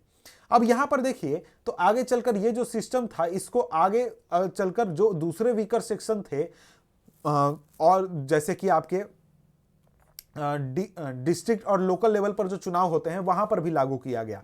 बहुत सारे स्टेट में जो आपके रूरल और अर्बन एरियाज में जो चुनाव होते हैं, जैसे पंचायत या फिर म्युनिसिपैलिटी वाला चुनाव होता है, वहां पर भी इसको लागू किया गया और वहां पर आपको other backward class, OBC class के लिए भी ऐसा रिजर्वेशन लागू किया गया है।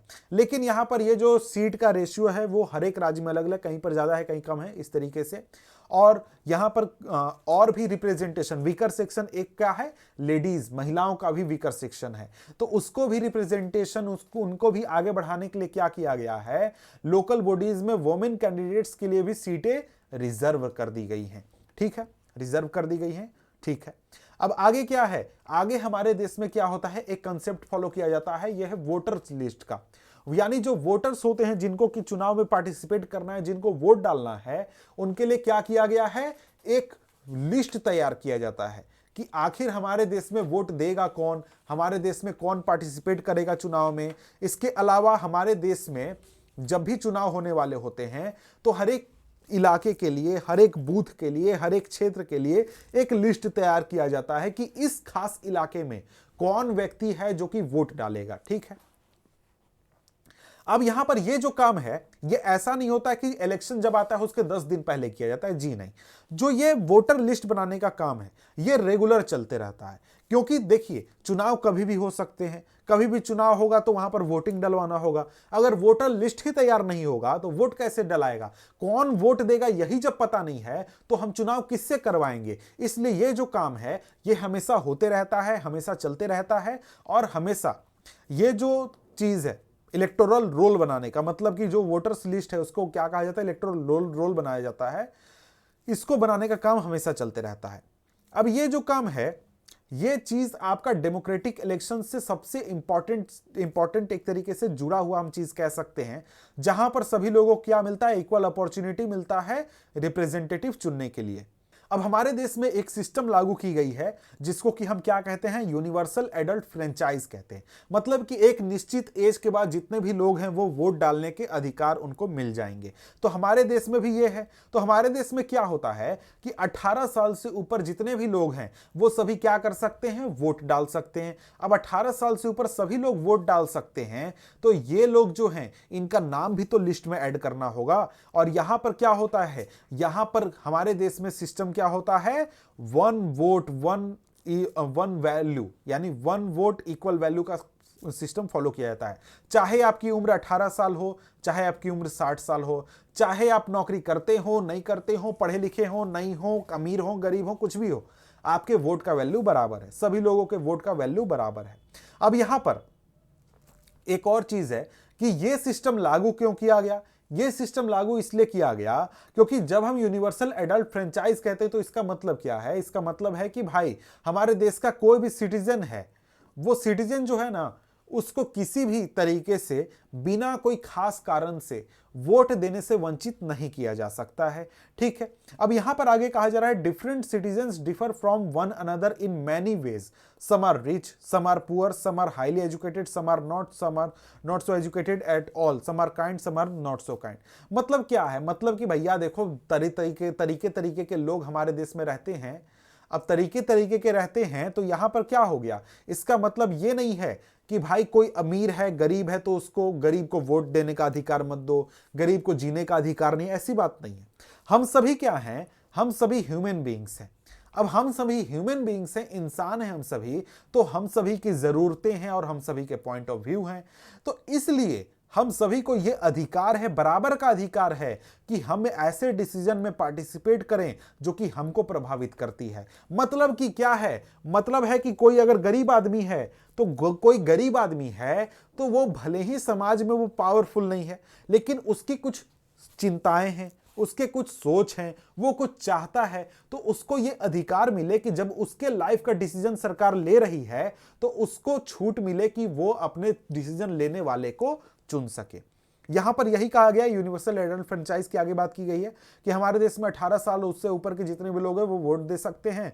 हर एक सिटीजन को राइट है वोट देने का, चाहे वो उसका कास्ट, रिलीजन, जेंडर कुछ भी हो।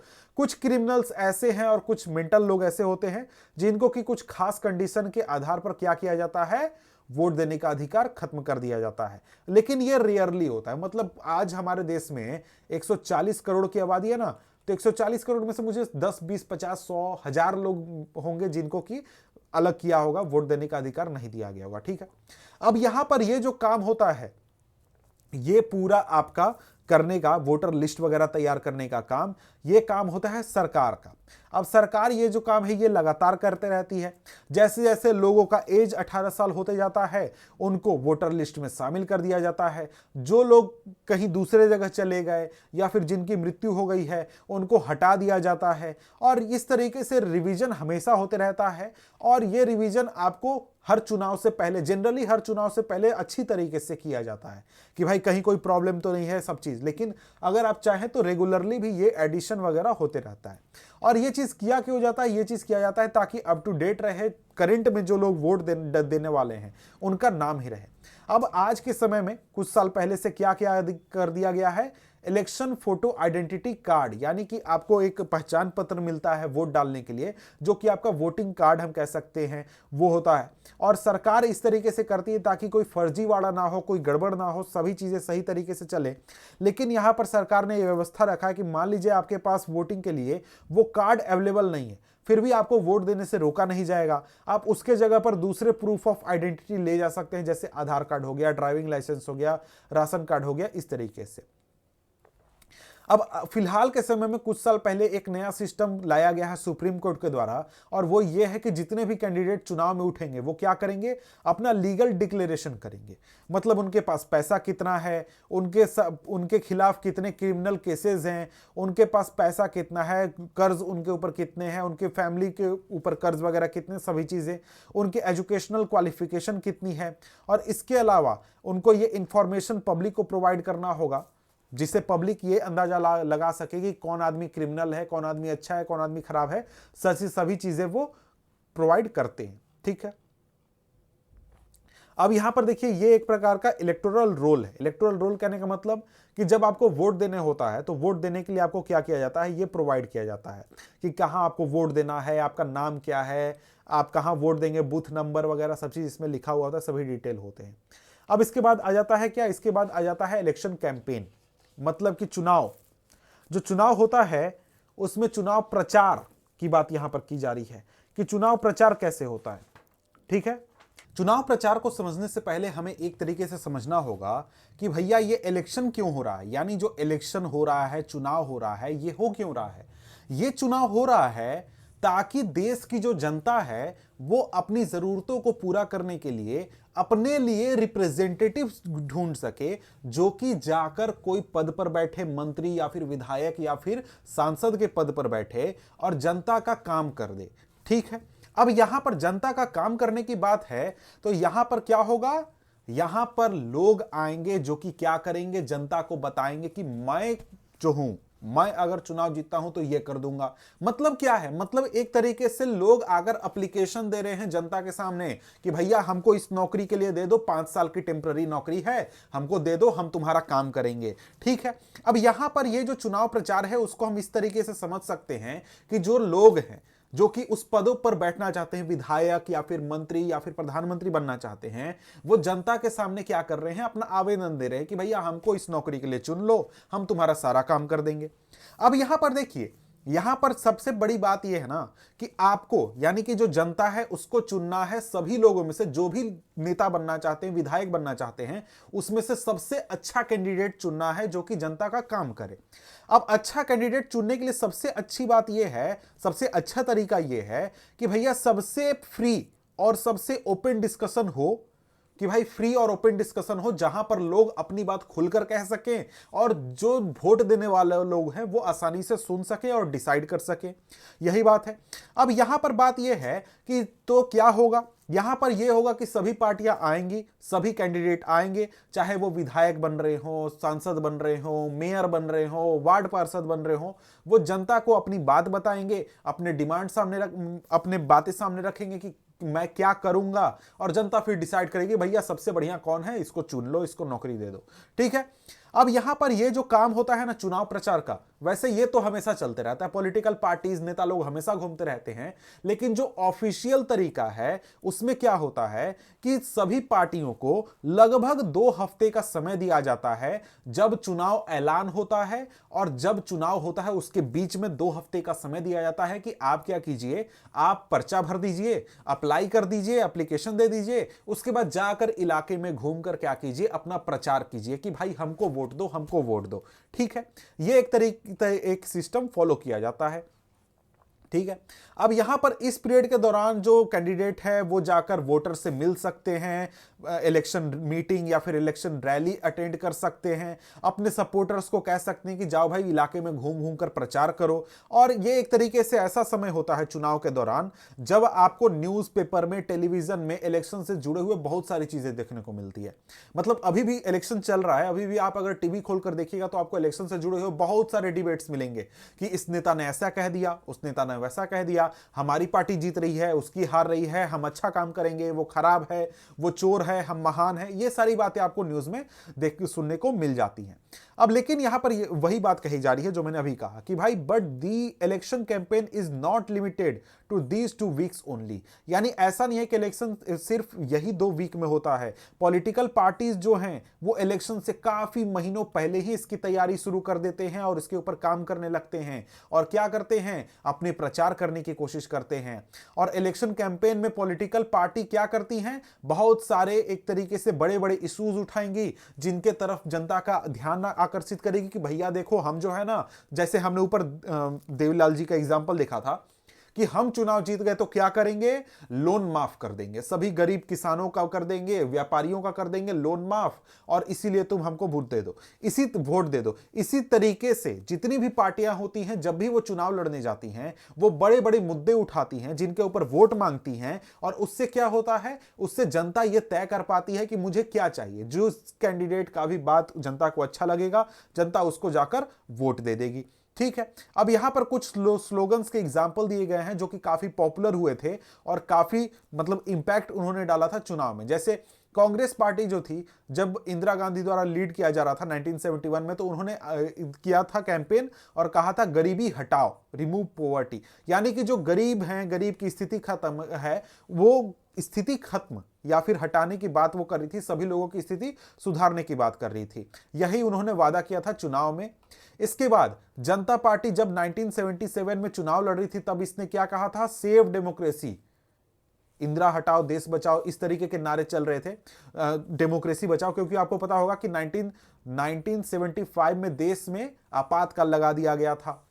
तो इस वजह से जब उसके बाद चुनाव हुए थे, तब ऐसा एक तरीके से आंदोलन किया गया था या फिर ऐसी बात वहां पर उठाई गई थी, और इसको लीडरशिप दिया था जयप्रकाश नारायण ने। ठीक है, अब यहां पर आगे देखें तो आगे वेस्ट बंगाल के इलेक्शन में 1977 के इलेक्शन में लैंड टू द टिलर का स्लोगन दिया था लेफ्ट फ्रंट ने, यानी कि जो खेतीहर है उनको जमीन मिलेगी, इस तरीके की बात उन्होंने की थी। इसके साथ ही एनटी रामाराव जो थे, जो कि लीडर थे तेलुगु देशम पार्टी के, उन्होंने क्या कहा था, protect the self respect of Telugus, यानी सभी तेलुगुस जो है उनके आत्मसम्मान को बचाना है, ऐसा नारा उन्होंने दिया था 1983 के इलेक्शन में। तो इस तरीके से हमें क्या देखने को मिलता है, इस तरीके से देखने को मिलता है कि जो लीडर्स होते हैं वो कुछ खास नारे उठाते हैं, कुछ मुद्दे उठाते हैं, ताकि वो चुनाव में जनता का ध्यान आकर्षित कर सकें और चुनाव को जीत सकें। अब यहां पर डेमोक्रेसी में सबसे अच्छा ये होगा कि जो पॉलिटिकल पार्टीज हैं और कैंडिडेट हैं उनको बिल्कुल फ्री छोड़ दिया जाए, ताकि वो अपने इलेक्शन कर सकें जिस तरीके से वो करना चाहते हैं, जैसे करना चाहते हैं।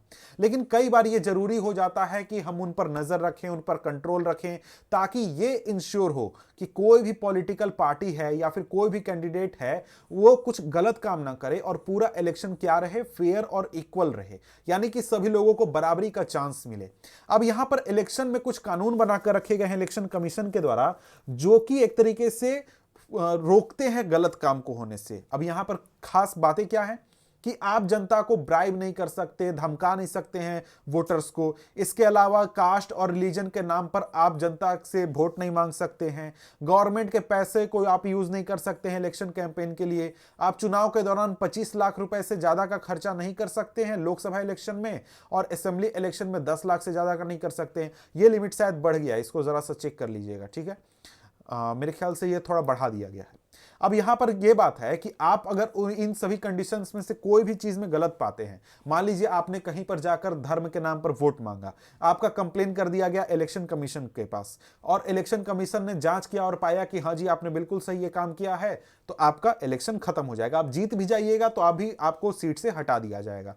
ठीक है, यहां पर यही बात होती है। और यहां पर क्या होता है, यहां पर इन कानूनों के साथ ही, यानी ये जो कंडीशंस हैं, इनके साथ ही सभी जो पॉलिटिकल पार्टीज हैं, जब चुनाव लागू हो जाता है, चुनाव का ऐलान हो जाता है, उस समय से क्या लागू हो जाता है, मॉडल कोड ऑफ कंडक्ट। अब ये मॉडल कोड ऑफ कंडक्ट क्या है, मतलब कि आपको कुछ खास चीजें नहीं करनी है इस दौरान में। अगर आप सरकार में हैं या फिर विपक्ष में कहीं भी हैं, तो आप कुछ खास चीजें नहीं कर सकते हैं। क्या नहीं कर सकते हैं, आप प्लेस ऑफ वर्शिप यानी धर्म की जगह पर जाकर इलेक्शन प्रोपेगेंडा, अपना प्रचार वगैरह नहीं कर सकते हैं। इसके अलावा गवर्नमेंट व्हीकल्स, सरकारी व्हीकल्स, एयरक्राफ्ट, ऑफिशियल्स को आप इलेक्शन के लिए यूज नहीं कर सकते हैं। मतलब कोई भी ऑफिशियल, सरकारी ऑफिशियल जाकर किसी पार्टी का प्रचार नहीं करेगा। जब भी इलेक्शन अनाउंस हो जाएंगे, इलेक्शन अनाउंस होने के बाद तुरंत ही मॉडल कोड ऑफ कंडक्ट लागू हो जाता है। आप अगर कभी प्रेस कॉन्फ्रेंस सुनिएगा इलेक्शन कमीशन का, तो वो कहते हैं, जैसे ही वो ऐलान करते हैं वैसे ही तुरंत वो कहते हैं कि अभी इसी समय से मॉडल कोड ऑफ कंडक्ट लागू होता है।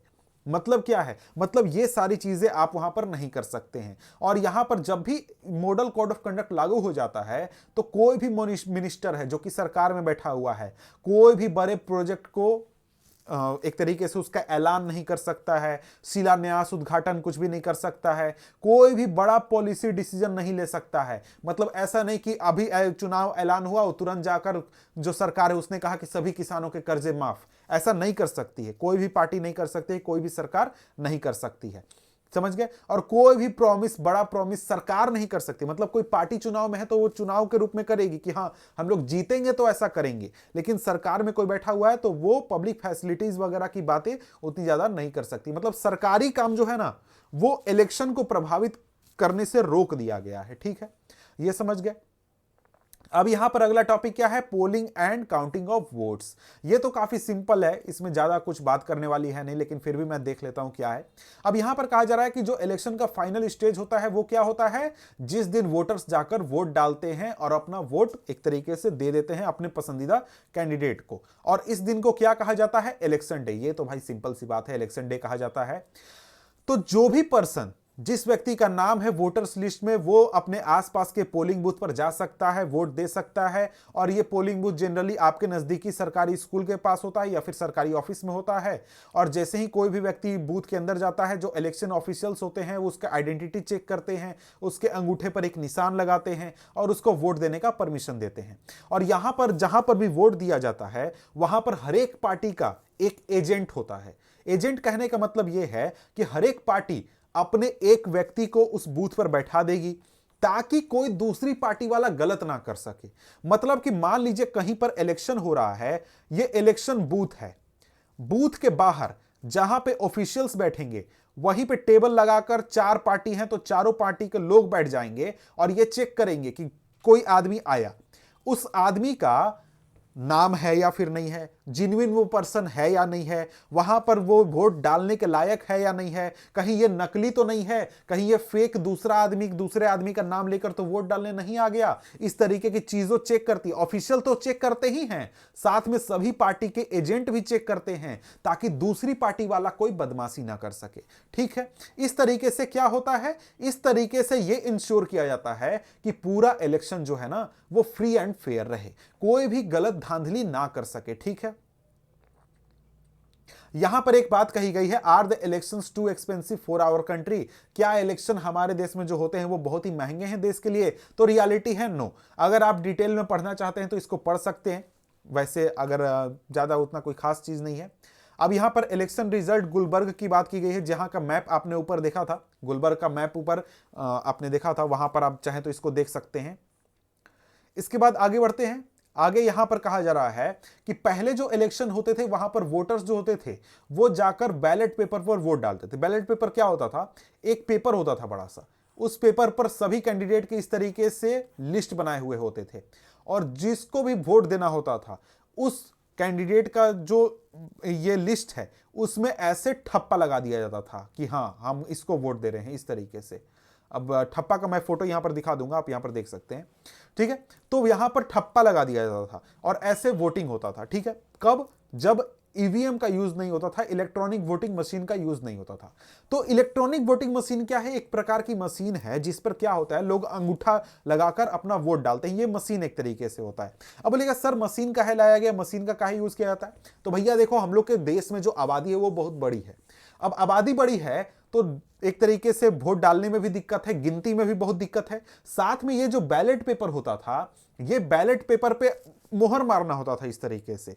तो मोहर में क्या होता था, मान लीजिए ये कैंडिडेट के सामने ये मोहर पड़ा तो ठीक है, मान लीजिए किसी ने इस तरीके से मार दिया मोहर, ऐसा मोहर मार दिया, तो ये कैसे पता चलेगा कि इस कैंडिडेट को वोट मिला है या फिर इसको मिला है? तो इसको चेक करने के लिए बहुत वोट्स जो होते थे, वोट जो मारे जाते थे वो खराब हो जाते थे। इसलिए क्या किया गया, ईवीएम को लाया गया ताकि वोट्स को रिकॉर्ड किया जा सके और अच्छी तरीके से रिकॉर्ड किया जा सके और कोई भी गड़बड़ ना हो। अब यहां पर क्या होता है, यहां पर ईवीएम में एक तरीके से ये ईवीएम जो होता है उसको मैनेज किया जाता है, वहां पे ऑफिशियल्स बैठते हैं, वो उसको मैनेज करते हैं। यहां पर इसमें कुछ नहीं करना होता, सिर्फ बटन्स होते हैं, बटन्स को ऐसे प्रेस करके लोग जो हैं आसानी से वोट डाल सकते हैं और उनको किसी और तरीके की परेशानी नहीं होगी। ठीक है, और जैसे ही इलेक्शन कंप्लीट होता है, वोटिंग सारे लोग दे देते हैं, उसके बाद क्या होता है, ईवीएम्स को सील कर दिया जाता है और नजदीक के सिक्योर प्लेस पर क्या कर दिया जाता है, उसको सेफ रख दिया जाता है। और यहां पर इस रूम को क्या कहा जाता है, स्ट्रांग रूम कहा जाता है, जहां पर ईवीएम रखा जाता है। और जनरली आप कभी जाइएगा वहां पर देखने, मैं एक बार गया था देखने, तो वहां पर जो जिस कमरे में रखा जाता है उस कमरे में ताला सिर्फ नहीं लगता है, बल्कि उस कमरे के बाहर पूरा दीवार उठा दिया जाता है कि भाई किसी भी तरीके से कोई एंटर ही ना कर सके, और जितनी भी पार्टी के मेंबर्स होते हैं, जो एजेंट्स होते हैं, कैंडिडेट होते हैं, वो उस रूम के बाहर बैठकर 10-10 दिन 20-20 दिन तक पहरा देते हैं कि कहीं कोई गड़बड़ ना हो सके, कोई दूसरी पार्टी वाला कुछ गड़बड़ ना कर सके। तो इस तरीके से जो डिफरेंट पार्टीज हैं, सरकार है, डिफरेंट सिस्टम है, सभी लोग ये इंश्योर करते हैं कि जो पूरा इलेक्शन है वो फ्री और फेयर रहे, कहीं कोई गड़बड़ ना हो। ठीक है, अब यहां पर इसके बाद क्या होता है, एक दिन तय किया जाता है कि भाई किस दिन गिनती होगी। जिस दिन गिनती होनी है उस दिन सभी कॉन्स्टिट्यूएंसीज के जो ईवीएम्स है उनको एक साथ खोला जाता है और बारी बारी से गिनती की जाती है। और यहां पर भी जो डिफरेंट पार्टीज हैं उनके एजेंट्स बैठे हुए होते हैं, गिनती में पार्टिसिपेट करते हैं। और यहां पर यह ध्यान रखते हैं कि गिनती में कोई गड़बड़ ना कर दे। पूरा तो इलेक्शन ठीक हुआ, गिनती में कोई गड़बड़ कर दिया तो गिनती में भी ध्यान रखा जाता है। सभी पार्टी के एजेंट ध्यान रखते हैं कि गड़बड़ ना हो गिनती में। ठीक है, अब जनरल इलेक्शन में जो काउंटिंग होता है वो सभी कॉन्स्टिट्यूएंसी में एक साथ होता है। मतलब जब भी विधानसभा या फिर लोकसभा का इलेक्शन होगा एक साथ होगा, और साथ में आपको ये चीज टेलीविजन, रेडियो, न्यूज़पेपर में पूरा रिपोर्ट देखने को मिलेगा कि अभी ये पार्टी आगे चल रही है, वो पार्टी पीछे चल रही है, इस सीट से ये नेता आगे चल रहे हैं, दूसरी सीट से ये नेता आगे चल रहे हैं। जैसे जैसे गिनती होती जाती है वैसे वैसे जानकारी बाहर आती जाती है। ठीक है, इसके बाद हमारे पास नेक्स्ट टॉपिक है। नेक्स्ट टॉपिक क्या है, व्हाट मेक्स इंडिया इलेक्शंस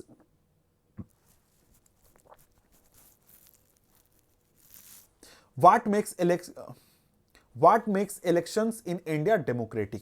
तो यहां पर अगर हम देखें तो अब हमें समझना है कि इंडिया में ऐसा क्या है कि भैया हमारे देश में सिस्टम जो है वो डेमोक्रेटिक सिस्टम है। तो अभी तक जो हमने ऊपर क्राइटेरिया वगैरह देखी, अब हम देखना है कि क्या हमारे देश में वो चीजें लागू होती हैं। तो यहां पर देखिए, इलेक्शंस में कई बार हमें देखने को मिलता है कि अनफेयर प्रैक्टिसेस किए गए। कई बार टेलीविजन रिपोर्ट भी हमें देखने को मिलते हैं कि कई बार कैंडिडेट्स जो होते हैं वो जाकर पब्लिक को डराते हैं, धमकाते हैं, कई बार दारू बांट देते हैं, पैसे बांट देते हैं, पैसे से खरीदने की कोशिश करते हैं, या फिर दूसरे जो कैंडिडेट हैं उनको धमकाते हैं कि तुम लोग प्रचार मत करना, केवल हम प्रचार करेंगे। इस तरीके से बहुत सारी चीजें होती हैं। और भी चीजें होती हैं, जैसे कि जो वोटर्स लिस्ट होता है उसमें फॉल्स नेम डाल दिए जाते हैं और असली ना लोग जो हैं उनके नाम हटा दिए जाते हैं। गवर्नमेंट फैसिलिटीज का यूज किया जाता है रूलिंग पार्टी के द्वारा। बहुत ज्यादा मनी, अमीर लोग जो होते हैं वो पैसे बहुत खर्च करते हैं चुनाव जीतने के लिए। वोटर्स को प्रभावित करने की कोशिश करते हैं, पोलिंग दिन के दिन गड़बड़ करने की कोशिश करते हैं ताकि वो चुनाव जीत सके। अब यहां पर ये जो बातें हैं ना, इनमें से बहुत सारी बातें कई बार होती हैं, कई बार ये जेन्युइन होता है कि गड़बड़ करने की कोशिश की जाती है, लेकिन हम लोग को तो खराब लगता है। लेकिन यहां पर ध्यान देने वाली बात यह है कि ये सारे जो गड़बड़ होते हैं ना, ये 1, 2, 4, 10 पूरे देश में या फिर राज्य में कहीं कहीं होते हैं।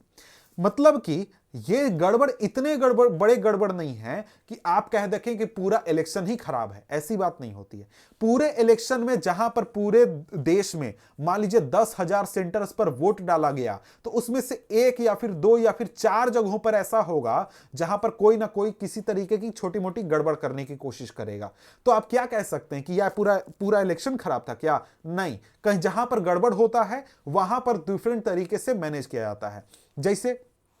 जैसे क्या है, वहां पर इलेक्शन को कैंसिल कर दिया जाएगा, इलेक्शन को बाद में फिर से करवाया जाएगा। जहां पर भी कोई भी गड़बड़ है वहां पर दोबारा इलेक्शन होगा तो पुलिस ज्यादा संख्या में रहेगी। इस तरीके की चीजें होती हैं। और साथ में हमें यह भी ध्यान रखना चाहिए कि क्या कोई पॉलिटिकल पार्टी 1, 2, 4 सीटों पर, 1, 2, 4 बूथ पर ऐसे गड़बड़ करके क्या पूरा चुनाव जीत सकती है? नहीं जीत सकती है। जहां पर वोटिंग 10,000 सेंटर पर हो रहा है, वहां पर एक सेंटर को कब्जा करके आप 100 में से 100 वोट भी ले आते हैं, तो क्या आप चुनाव जीत जाइएगा? कभी नहीं जीतिएगा। तो इसका मतलब क्या हुआ? इसका मतलब हुआ कि इन सभी गड़बड़ के बावजूद भी हमारा जो पूरा इलेक्शन है वो फ्री और फेयर होता है। मतलब कि जिस पार्टी को, जिस कैंडिडेट को जनता जिताना चाहती है वही जीत कर आता है और वही जनता के लिए काम करता है। अब यहां पर ये तो बात क्या हो गया, हमारा एक तरीके से इंडिया में इलेक्शन डेमोक्रेटिक होता है या फिर नहीं होता है। ठीक है, अब इसमें जो पॉइंट्स आएंगे उसमें सबसे पहला पॉइंट है जो कि काफी इंपॉर्टेंट है, वो है इंडिपेंडेंट इलेक्शन कमीशन। हमारे देश में जो इलेक्शन कमीशन है ना, वो बहुत पावरफुल है। जितनी पावर हमारे देश की कोर्ट्स को है, जो सुप्रीम कोर्ट, हाई कोर्ट है, उसको जितना पावर है उतना ही इलेक्शन कमीशन को पावर है। जब भी कहीं पर इलेक्शन डिक्लेयर हो जाएगा तो उसको इलेक्शन कमीशन को चैलेंज कोई भी नहीं कर सकता है। सरकार भी उसको डायरेक्शन नहीं दे सकती है, कोर्ट भी नहीं दे सकता। कोर्ट कुछ कंडीशन में दे सकता है, लेकिन वो बिल्कुल एकदम जज जैसा बिहेव करता है। वो जिसको चाहेगा जैसे ट्रीट कर सकता है और सरकार उसको कोई किसी भी तरीके से प्रभावित नहीं कर सकता है। ठीक है, तो इसलिए क्योंकि हमारे देश में जो इलेक्शन कमीशन है वो बिल्कुल फ्री है, फ्री और इंडिपेंडेंट है, मतलब वो सरकार के अंडर में काम नहीं करती है, तो वो हम क्या कह सकते हैं कि भाई क्योंकि हमारा इलेक्शन कमीशन बहुत ही फ्री है जो कि चुनाव करवा रहा है, इसलिए हम कह सकते हैं कि हमारे देश में जो इलेक्शन होता है वो फ्री एंड फेयर होता है। अब लेकिन सर ये कैसे लॉजिक हो गया, वो फ्री है तो वो तो गड़बड़ कर सकता है ना, कर सकता है। अभी और देखते हैं। अब यहां पर बात यह है कि इलेक्शन कमीशन के पास सबसे पहली बात क्या होगा, ये बहुत ही फ्री एंड फेयर है। मतलब क्या हो गया, ये बहुत ही इंडिपेंडेंट है और बहुत पावरफुल है। अब इसको पावर कितना है ये थोड़ा सा समझते हैं। जैसे कि हमारे देश में जो पूरा सिस्टम है, गवर्नमेंट का सिस्टम कौन चलाता है, जो चुनाव जीतकर आता है वो चलाता है। लेकिन जैसे ही चुनाव डिक्लेयर हो जाता है, जैसे ही मॉडल कोड ऑफ कंडक्ट लागू हो जाता है, तो पूरा जो सरकारी मशीनरी है वो आ जाता है इलेक्शन कमीशन के हाथ में। सारे सरकारी ऑफिसर किसको फॉलो करेंगे, इलेक्शन कमीशन को फॉलो करेंगे। इलेक्शन कमीशन जिसका चाहे ट्रांसफर कर दे, जिसको चाहे यहां से वहां भेज दे, कोई भी उसको कुछ नहीं बोल सकता है। अब यहां पर जो इलेक्शन कमिश्नर है, इसमें अगर इंडिया के इलेक्शन कमीशन की बात करें तो उसमें 3 मेंबर्स होते हैं, जिसमें से एक आपका चीफ इलेक्शन कमिश्नर होता है, उसके अलावा 2 और मेंबर्स होते हैं। अब यहां पर चीफ इलेक्शन कमिश्नर को जब एक बार अपॉइंट कर दिया जाता है तो उसको हटाया नहीं जा सकता है। मतलब कि वो सिर्फ प्रेसिडेंट के प्रति जवाबदेह है और गवर्नमेंट के प्रति जवाबदेह नहीं है। सॉरी, प्रेसिडेंट के प्रति भी जवाबदेह नहीं है, किसी के प्रति जवाबदेह नहीं है, वो बिल्कुल इंडिपेंडेंट है। मतलब आप सीईसी को हटा नहीं सकते हैं। जो चीफ इलेक्शन कमिश्नर है वो अगर अपने पद पर आ गया और वो अपने पद पर बैठ गया तो उसको प्रेसिडेंट या फिर आपका सरकार कोई नहीं हटा सकता है। बहुत ही रेयर कंडीशन में संसद में बिल वगैरह पास करके क्या कर हो सकता है, उसको हटाया जा सकता है। अब इंडिया में इलेक्शन कमीशन के पास जितना पावर है वो वर्ल्ड में आपको कहीं भी देखने को नहीं मिलेगा, किसी और सरकार के किसी और देश में आपको देखने को नहीं मिलेगा। अब क्या क्या पावर है ये जरा सा देखते हैं। अब यहां पर जो इंडिया का इलेक्शन कमीशन है वो चुनाव के हर पहलू पर क्या करता है, डिसीजन लेता है। जैसे कि चुनाव होगा, कब होगा अनाउंसमेंट उसका, कब रिजल्ट डिक्लेयर होगा, किस दिन पर कहां पर वोटिंग होगा तो भैया कौन लोग वहां पर रहेंगे, सभी चीजें। ठीक है, इसके साथ ही election commission code of conduct लागू करता है, जो कि अभी ऊपर हमने बात किया था। और कोई भी कैंडिडेट या फिर कोई भी पार्टी अगर उसको वायलेट करती है तो सजा कौन देगा, इलेक्शन कमीशन देगी। सजा कैसे मिलता है भाई, तुमको प्रचार करने से रोक दिया जाएगा, तुम 1 महीना तक नहीं घूम सकते हो, अपना घर में कैद रहो, प्रचार नहीं करोगे। तुम्हारा कैंडिडेचर रद्द कर दिया जाएगा, तुम कैंडिडेट नहीं हो, चुनाव से बाहर हो गए तुम। क्यों? क्योंकि तुमने गड़बड़ करने की कोशिश की।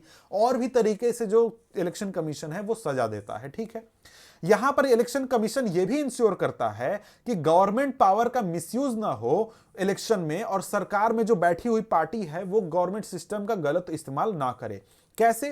तो यहां पर जो पूरा सरकारी सिस्टम है वो इलेक्शन कमीशन के हाथ में आ जाता है। मतलब कि सरकार में अगर कोई व्यक्ति है, ऑफिसर है, उसका जो ट्रांसफर वगैरह का काम है वो कौन करेगा, इलेक्शन कमीशन करेगा, सरकार नहीं कर सकती है।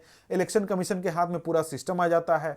और जब भी इलेक्शन ड्यूटी पर कोई ऑफिसर होता है तो गवर्नमेंट जो है वो गवर्नमेंट के अंदर काम नहीं करती, गवर्नमेंट ऑफिसर्स गवर्नमेंट के अंदर काम नहीं करते हैं, बल्कि इलेक्शन कमीशन के अंडर काम करते हैं और इलेक्शन कमीशन को अपना जवाब देते हैं। मतलब इलेक्शन कमीशन बॉस बन गया, सरकार बॉस नहीं है। मतलब कोई डीसी है, डीएम है, एसपी है, वो जाकर मुख्यमंत्री को जवाब नहीं देगा, बल्कि वो जाकर किसको देगा, इलेक्शन कमीशन को जवाब देगा। और इलेक्शन कमीशन को लगता है कि ये सरकारी अधिकारी गड़बड़ कर रहा है तो उसको उसके पद से हटा दिया जाएगा या फिर ट्रांसफर कर दिया जाएगा। मतलब इलेक्शन कमीशन देखेगा कि भाई कुछ गड़बड़ हुआ है या फिर नहीं हुआ है। अगर हम पिछले 25 सालों की बात करें, जो इलेक्शन कमीशन है उसने अपने पावर्स को बहुत ज्यादा इस्तेमाल करना शुरू कर दिया है। और आजकल हम ये भी देखते हैं कि जो इलेक्शन कमीशन है वो एक तरीके से सरकार से सवाल भी पूछती है कि भाई ये गड़बड़ कैसे हुआ, पूरा एडमिनिस्ट्रेशन से सवाल पूछती है ये गड़बड़ कैसे हुआ, कहीं कोई अगर गड़बड़ देखने को मिलती है। और इसके साथ ही कई बार अगर कहीं पर अगर कोई इलेक्शन ऑफिशियल ये देखता है, मतलब कहीं पर कोई बूथ था, वहां पर कुछ गड़बड़ हो गया इलेक्शन में और वहां के अधिकारी को लगा कि नहीं इलेक्शन ठीक नहीं हुआ, यहां पर कुछ धांधली हुआ है, तो वहां पर क्या होगा, पूरे चुनाव को, पूरे इलाके के चुनाव को रद्द कर दिया जाएगा। हो सकता है उस बूथ पर केवल हो, या फिर हो सकता है कि 4-5 बूथ को मिलाकर रद्द किया जाए, या फिर हो सकता है कि पूरे सीट पर ही चुनाव रद्द कर दिया जाए और दोबारा वोटिंग करवाया जाए। क्यों? क्योंकि वहां पर कुछ धांधली होने का अंदेशा रहता है। ठीक है, अब यहां पर आप बोलेगा ठीक है, ऐसा क्यों? क्योंकि फ्री है। इलेक्शन कमीशन का काम क्या है? इलेक्शन कमीशन का काम है फ्री और फेयर इलेक्शन करवाना, और उसे कहीं भी लगा कि भाई इलेक्शन फ्री और फेयर नहीं हुआ है, तो वहां पर क्या होगा, जो इलेक्शन कमीशन है वो चुनाव दोबारा करवाएगी और फ्री और फेयर इलेक्शन करवाएगी। अब यहां पर देखिए, जो रूलिंग पार्टी होती है, जो सरकार में होती है, वो इलेक्शन कमीशन से खुश नहीं रहती है। क्यों? क्योंकि भाई रूलिंग पार्टी का पावर किसके हाथ में चला गया? इलेक्शन कमीशन के हाथ में। लेकिन वो उनको मानना पड़ता है मजबूरी में इलेक्शन कमीशन की बातें। क्यों? क्योंकि हमारे देश में इलेक्शन कमीशन बिल्कुल फ्री और फेयर है। इलेक्शन कमीशन पर सरकार, कोई भी सरकार दबाव नहीं डाल सकती है। और ये सब हमें प्राप्त क्यों होता है? क्योंकि हमारे देश में जो बिल्कुल इलेक्शन कमीशन वो फ्री और फेयर काम करता है। अगला है पॉपुलर पार्टिसिपेशन। हमारे देश में जो इलेक्शन है ना, उसमें बहुत बड़ी संख्या में लोग पार्टिसिपेट करते हैं। देखिए, इलेक्शन में लोग पार्टिसिपेट करते हैं तो इसका मतलब क्या हुआ? इसका मतलब यह हुआ कि लोग इलेक्शन के ऊपर ट्रस्ट करते हैं। मतलब कि अगर आप मान लीजिए कोई चीज कर रहे हैं, उसमें लोग बढ़ चढ़ के हिस्सा ले रहे हैं। क्यों ले रहे हैं? क्योंकि वो उसको पसंद है या फिर उस पर विश्वास करते हैं। अगर मान लीजिए हमारे देश में इलेक्शन होता और वहां पर हर साल धांधली हो जाती, तो क्या जनता उसमें पार्टिसिपेट करती? जनता बोलते का इलेक्शन में जाएंगे, वोट का हेला देंगे, हम तो वोट देते हैं, कोई फर्क नहीं पड़ता है, वो जो पार्टी बैठा है वो हमेशा जीत जाती है। क्या ऐसा है हमारे देश में? नहीं। हर साल अगर हम देखें तो जो इलेक्शन में पार्टिसिपेशन है लोगों का, ये लगातार बढ़ रहा है। जैसे आप इंडिया का देखें तो 1991 में 56% लोगों ने वोट दिया था, 2014 में 66%। मतलब कि अब ज्यादा से ज्यादा संख्या में लोग जो हैं वो आ रहे हैं और अपने वोटिंग पावर का इस्तेमाल कर रहे हैं। इसका मतलब क्या है? इसका मतलब है लोगों का जो विश्वास है ना पूरे इलेक्शन सिस्टम पर, वो ज्यादा बेहतर हुआ है, ज्यादा बढ़ा है, और लोग अब ज्यादा विश्वास कर रहे हैं और उनको लगता है कि उनके वोट देने से फर्क पड़ता है, और इसलिए वो ज्यादा संख्या में आकर आ रहे हैं और वोट दे रहे हैं। यहां पर यही कहा गया कि आप वोटर टर्नआउट फिगर्स को देखें, अगर मतलब कि कितने प्रतिशत लोगों ने वोट दिया, मतलब 100 वोटर लिस्ट में थे, उसमें से कितने में दिया, तो हमारे देश में 2014 में 66% था। तो ये काफी अच्छा नंबर है। और अगर आप दूसरे देशों को देखें, जैसे कि यूके का यहां दिया गया, तो पहले 78 था, अब 66 पर आ गया। तो देख सकते हैं कि वहां पर विश्वास घट रहा है, हमारे देश में बढ़ रहा है। और दूसरा बात यह है कि भाई इंडिया में जो पुअर हैं, इलिटरेट हैं, अंडर प्रिविलेज हैं, ये काफी बड़ी संख्या में वोट देते हैं। अगर आप देखिएगा तो जो कमजोर वर्ग के लोग हैं वो ज्यादा बढ़ चढ़कर वोटिंग करते हैं। और वहीं अगर आप दूसरे देशों की बात करें, अमेरिका जैसे देशों की, तो वहां पर अमीर लोग ज्यादा बढ़ चढ़कर वोट देते हैं और गरीब लोग चुनाव वगैरह से दूर रहते हैं। यह भी हमारे देश में एक अच्छी बात है। अगली बात क्या है कि यहां पर जो आम आदमी है वो एक तरीके से इलेक्शंस के इंपॉर्टेंस को बहुत ज्यादा वैल्यू देता है, और इसके साथ ही उनको लगता है कि वो इलेक्शन के जरिए ही सरकार के ऊपर या फिर पॉलिटिकल पार्टीज के ऊपर दबाव डाल सकते हैं, अपनी बात मनवाने के लिए कह सकते हैं। और इस वजह से जो लोग हैं यहाँ के, वो इलेक्शन में बहुत ज्यादा पार्टिसिपेट करते हैं। अब यहां पर एक सवाल पूछा गया था। सवाल यह था कि क्या आपके वोट से कोई फर्क पड़ता है? तो यहां पर 67% लोगों ने क्या कहा कि भाई फर्क पड़ता है। यहां पर 18% लोगों ने मात्र कहा कि फर्क नहीं पड़ता है, 15% लोगों ने कहा कि पता नहीं फर्क पड़ता है या फिर नहीं पड़ता है। अब यहां पर आगे क्या है, अगला पॉइंट ये है कि जो वोटर्स का इंटरेस्ट है इलेक्शन रिलेटेड एक्टिविटीज में, वो लगातार काफी ज्यादा बढ़ रहा है। मतलब लोग जो हैं वो पार्टियों के भाषण सुनते हैं, पार्टियों की बातें सुनते हैं कि कौन पार्टी मेरे लिए ज्यादा बेहतर काम करेगी, कौन अच्छी काम करेगी। सभी चीजें सुनने के बाद जो लोग होते हैं वो क्या करते हैं, डिसीजन लेते हैं। और इसके साथ ही 2004 के बाद इलेक्शन में यह देखा गया है कि करीब 1/3 वोटर से ज्यादा संख्या में, मतलब 33% से भी ज्यादा संख्या में जो लोग हैं वो कैंपेन रिलेटेड एक्टिविटीज में पार्ट उन्होंने लिया था, या तो शामिल हुए थे या प्रचार कर रहे थे या उन्होंने देखा था इस तरीके से। ठीक है, और यहां पर हमारे देश में आधे से ज्यादा लोग जो हैं वो किसी ना किसी पॉलिटिकल पार्टी से जुड़े हुए हैं। ठीक है, आगे हमारे सामने है topic acceptance of election outcome. यहां पर अंतिम बात यह है कि हमारे देश में जब भी चुनाव का गिनती होता है, चुनाव का रिजल्ट आता है, तो हमारे देश में आउटकम को बिल्कुल एक्सेप्ट किया जाता है सभी लोगों के द्वारा। क्यों? क्योंकि सभी लोगों को पता है कि हमारे देश में जो इलेक्शन हुआ है वो काफी फ्री और फेयरनेस तरीके से हुआ है, कहीं भी कोई धांधली नहीं हुई है, कोई गड़बड़ नहीं हुई है और बिल्कुल अच्छे तरीके से फ्री और फेयर मैनर में इलेक्शन हुआ है। इस वजह से सभी लोग जो हैं वो क्या करते हैं? स्वीकार करते हैं। एक और तरीके से आपको यह पता चलता है कि हमारे देश में फ्री और फेयर इलेक्शन होता है कि जो पार्टी सरकार में बैठी हुई है, यानी जो रूलिंग पार्टी है, वो बहुत बार ऐसा होता है कि रूलिंग पार्टी हार जाती है। अगर वहां पर इलेक्शन फ्री और फेयर नहीं हो तो रूलिंग पार्टी कभी भी नहीं हारेगी, रूलिंग पार्टी हर चुनाव जीतेगी। क्यों? क्योंकि सारा सिस्टम उसके हाथ में है। और इस वजह से हम लोग को देखने को मिलता है कि जो लूजिंग पार्टी है, चाहे वो सरकार में बैठी हो या फिर विपक्ष में बैठी हो, वो इलेक्शन के रिजल्ट को एक्सेप्ट करती है, क्योंकि सभी को पता है कि जो पूरा इलेक्शन प्रोसेस है वो काफी इंडिपेंडेंट, काफी फ्री और फेयर रहा है।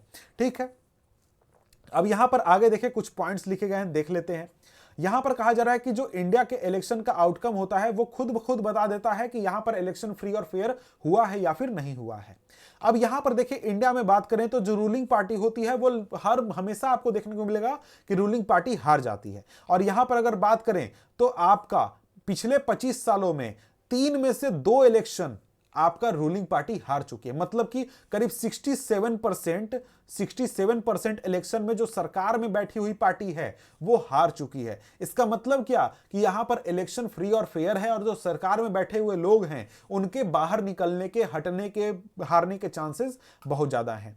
और वहीं इसके कंपैरिजन में यूएस में बात करें तो जो लोग एक तरीके से इलेक्टेड रिप्रेजेंटेटिव होते हैं वो रेयरली चुनाव हारते हैं, शायद ही कभी हारते हैं। लेकिन इंडिया में बात करें तो यहां पर हाफ, मतलब आधे से ज्यादा संख्या में एमपी और एमएलए जो हैं वो इलेक्शन हार जाते हैं। एक बार जीतते हैं, अगली बार हार जाते हैं। ठीक है, अब यहां पर आगे बात करें तो यहां पर जो कैंडिडेट होते हैं जो कि बहुत ज्यादा पैसे खर्च करते हैं वोट खरीदने के लिए, और इसके साथ ही जिनका क्रिमिनल कलेक्शन होता है, ये भी कई बार हार जाते हैं। ऐसा नहीं है कि आप इंडिया में अगर बहुत ज्यादा पैसे खर्च करें इलेक्शन जीतने के लिए, पावर इस्तेमाल करें, जनता को धमकाने की कोशिश करें, तो भी कोई गारंटी नहीं है कि आप चुनाव जीतेंगे। आपके चुनाव हारने के बहुत ज्यादा चांसेस हैं। अगर यहां पर बात करें तो इलेक्शन में कुछ खास डिस्प्यूटेड को छोड़ दें तो पूरा जो इलेक्टोरल आउटकम है वो जनता का आदेश कहकर मान लिया जाता है। जो भी पार्टी हारती है वो क्या कहती है कि भाई जनता का आदेश सराखों पर, हम विपक्ष में बैठकर अपना कर्तव्य निभाएंगे, जो सरकार में बैठे हैं वो जनता के लिए काम करेंगे। ऐसा कहकर सभी लोग जनता के आदेश को स्वीकार कर लेते हैं। अब यहां पर आगे टॉपिक क्या है? Challenges to free and fair election. Free और फेयर इलेक्शन करवाने के लिए हमारे सामने क्या चैलेंजेस हैं? अब यहां पर इन सभी बातों से, पूरे चैप्टर से क्या कंक्लूजन निकलता है कि जो इलेक्शन होते हैं इंडिया में वो बेसिकली फ्री और फेयर होते हैं। जो पार्टी जो कि चुनाव जीतती है, जो कि सरकार बनाती है, वो इसलिए सरकार बनाती है या फिर जीतती है क्योंकि जनता ने उसे वोट दिया है, इसलिए नहीं कि उसने कुछ गड़बड़ धांधली की थी। जनता के आदेश पर ही कोई पार्टी सरकार बना पाती है या फिर चुनाव जीत पाती है। लेकिन यहां पर अगर आप बात करें तो ये जो चीज है, ये जो बात है, हर कॉन्स्टिट्यूएंसी और हर इलाके के लिए सही नहीं होगी। क्योंकि कई बार ऐसा होता है कि कुछ कैंडिडेट जो होते हैं वो मनी पावर पर या फिर अनफेयर तरीके से क्या कर लेते हैं, चुनाव जीत जाते हैं। और यहां पर बात करें तो ओवरऑल जो वर्डिक्ट होता है, मतलब कि कुछ खास इलाके में ऐसी प्रॉब्लम है कि भाई पावर या फिर पैसे का इस्तेमाल करके लोग जीतते हैं, लेकिन ओवरऑल क्या होता है, इलेक्शन फ्री और फेयर होता है जहां पर सभी लोगों के पास बराबर चांसेस होते हैं। ठीक है, ये तो बात हो गई। लेकिन इसके सामने, हमारे सामने कई सवाल बच जाते हैं इसके बाद भी कि भाई देखिए, अगर हम सवाल कुछ पूछें तो उसका जवाब क्या होगा। यहां पर सवाल यह है कि are people's preferences based on real knowledge.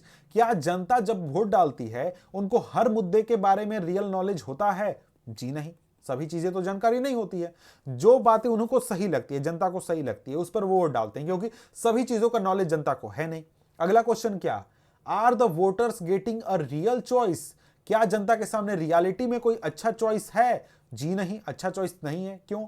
क्योंकि वैसे लोग चुनाव जीतते हैं या फिर चुनाव में आते हैं जो लोग चुनाव लड़ना चाहते हैं, जो रियली में अच्छे लोग हैं, जो चुनाव में पार्टिसिपेट करके समाज के लिए अच्छा काम कर सकते हैं, एक्सपर्ट जैसे लोग हैं, वो लोग चुनाव में जनरली आते नहीं हैं। अब यहां पर आगे है, is election rally level playing field for everyone. क्या चुनाव जो है उसमें सभी लोग बराबरी से चुनाव लड़ते हैं? जी नहीं।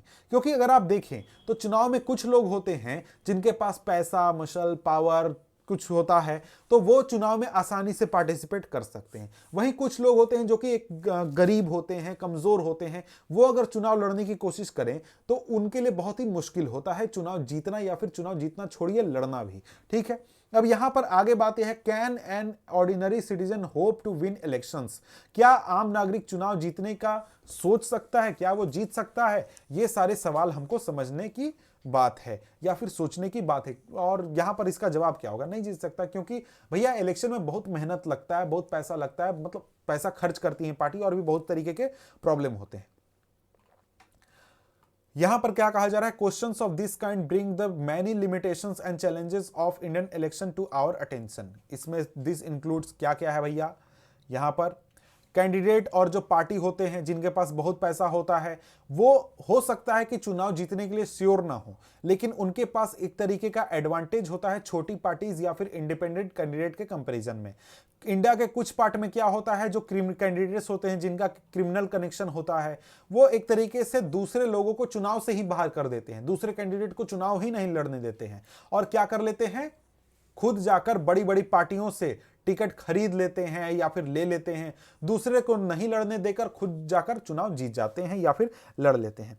कुछ परिवार जो हैं वो पॉलिटिकल पार्टीज को डोमिनेट करते हैं। जैसे इंडिया में बहुत सारी पॉलिटिकल पार्टीज हैं जो कि एक पार्टी के मालिक बनकर बैठे हुए हैं, वो दूसरे लोगों को वहां पर एंटर होने नहीं देते हैं। ठीक है, और वहां पर वो क्या करते हैं, अपने रिश्तेदार लोगों को, अपने फैमिली लोगों को, अपने जान पहचान वाले लोगों को क्या करते हैं, टिकट देते हैं। ठीक है, क्या होता है कई बार कि जो इलेक्शंस होते हैं उसमें ऑर्डिनरी सिटीजन को क्या होता है, बहुत कम चॉइसेस देखने को मिलते हैं। इसका मतलब क्या है? इसका मतलब कि जो भी मेजर पार्टीज हैं जो कि चुनाव में खड़ी हैं, वो एक दूसरे से काफी एक जैसी हैं, उनमें कोई फर्क वैसा देखने को मिलता नहीं है। और इसके साथ ही जो स्मॉलर पार्टीज हैं और जो इंडिपेंडेंट कैंडिडेट हैं, उनको कई बार बहुत ज्यादा डिसएडवांटेज देखने को मिलता है बड़ी पार्टियों के कंपैरिजन में। क्यों? क्योंकि बड़ी पार्टी के पास रिसोर्सेज ज्यादा हैं, पैसे ज्यादा हैं, लोग ज्यादा हैं, नेता ज्यादा हैं, तो वो लोग इन लोगों को चुनाव प्रचार वगैरह में ज्यादा लगा सकते हैं। अब यहां पर बात यह है कि ये सारे जो चैलेंजेस हैं, प्रॉब्लम्स हैं, ये ऐसा नहीं कि सिर्फ इंडिया में है, बल्कि दुनिया के सभी डेमोक्रेसीज में ये मुद्दे हैं। और ये जो इश्यूज हैं, ये कंसर्न के मुद्दे हैं डेमोक्रेसी के विश्वास के लिए, यानी कि जो भी लोग डेमोक्रेसी में विश्वास रखते हैं उनको इन बारे में सोचना चाहिए।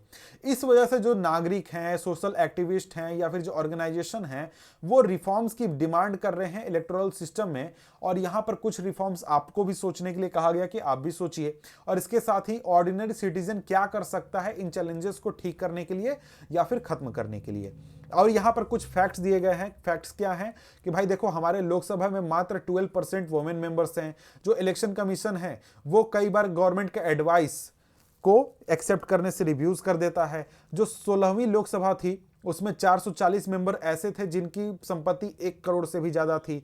और इलेक्शन हारने के बाद जो चीफ मिनिस्टर हैं वो एक तरीके से कहते हैं कि भाई हम जनता का आदेश स्वीकार करते हैं। ये तो अच्छी बात है। इसके अलावा कुछ बातें हैं जो खराब भी है। ठीक है, अब यहां पर कुछ पॉइंट्स दिए गए हैं, कुछ वर्ड इंपॉर्टेंट दिए गए हैं, इनको चाहें तो आप देख सकते हैं। यहां पर हमारा ये जो चैप्टर है ये खत्म होता है। मिलते हैं आपसे हम अगले वीडियो में अगले चैप्टर के साथ। तब तक के लिए गुड बाय।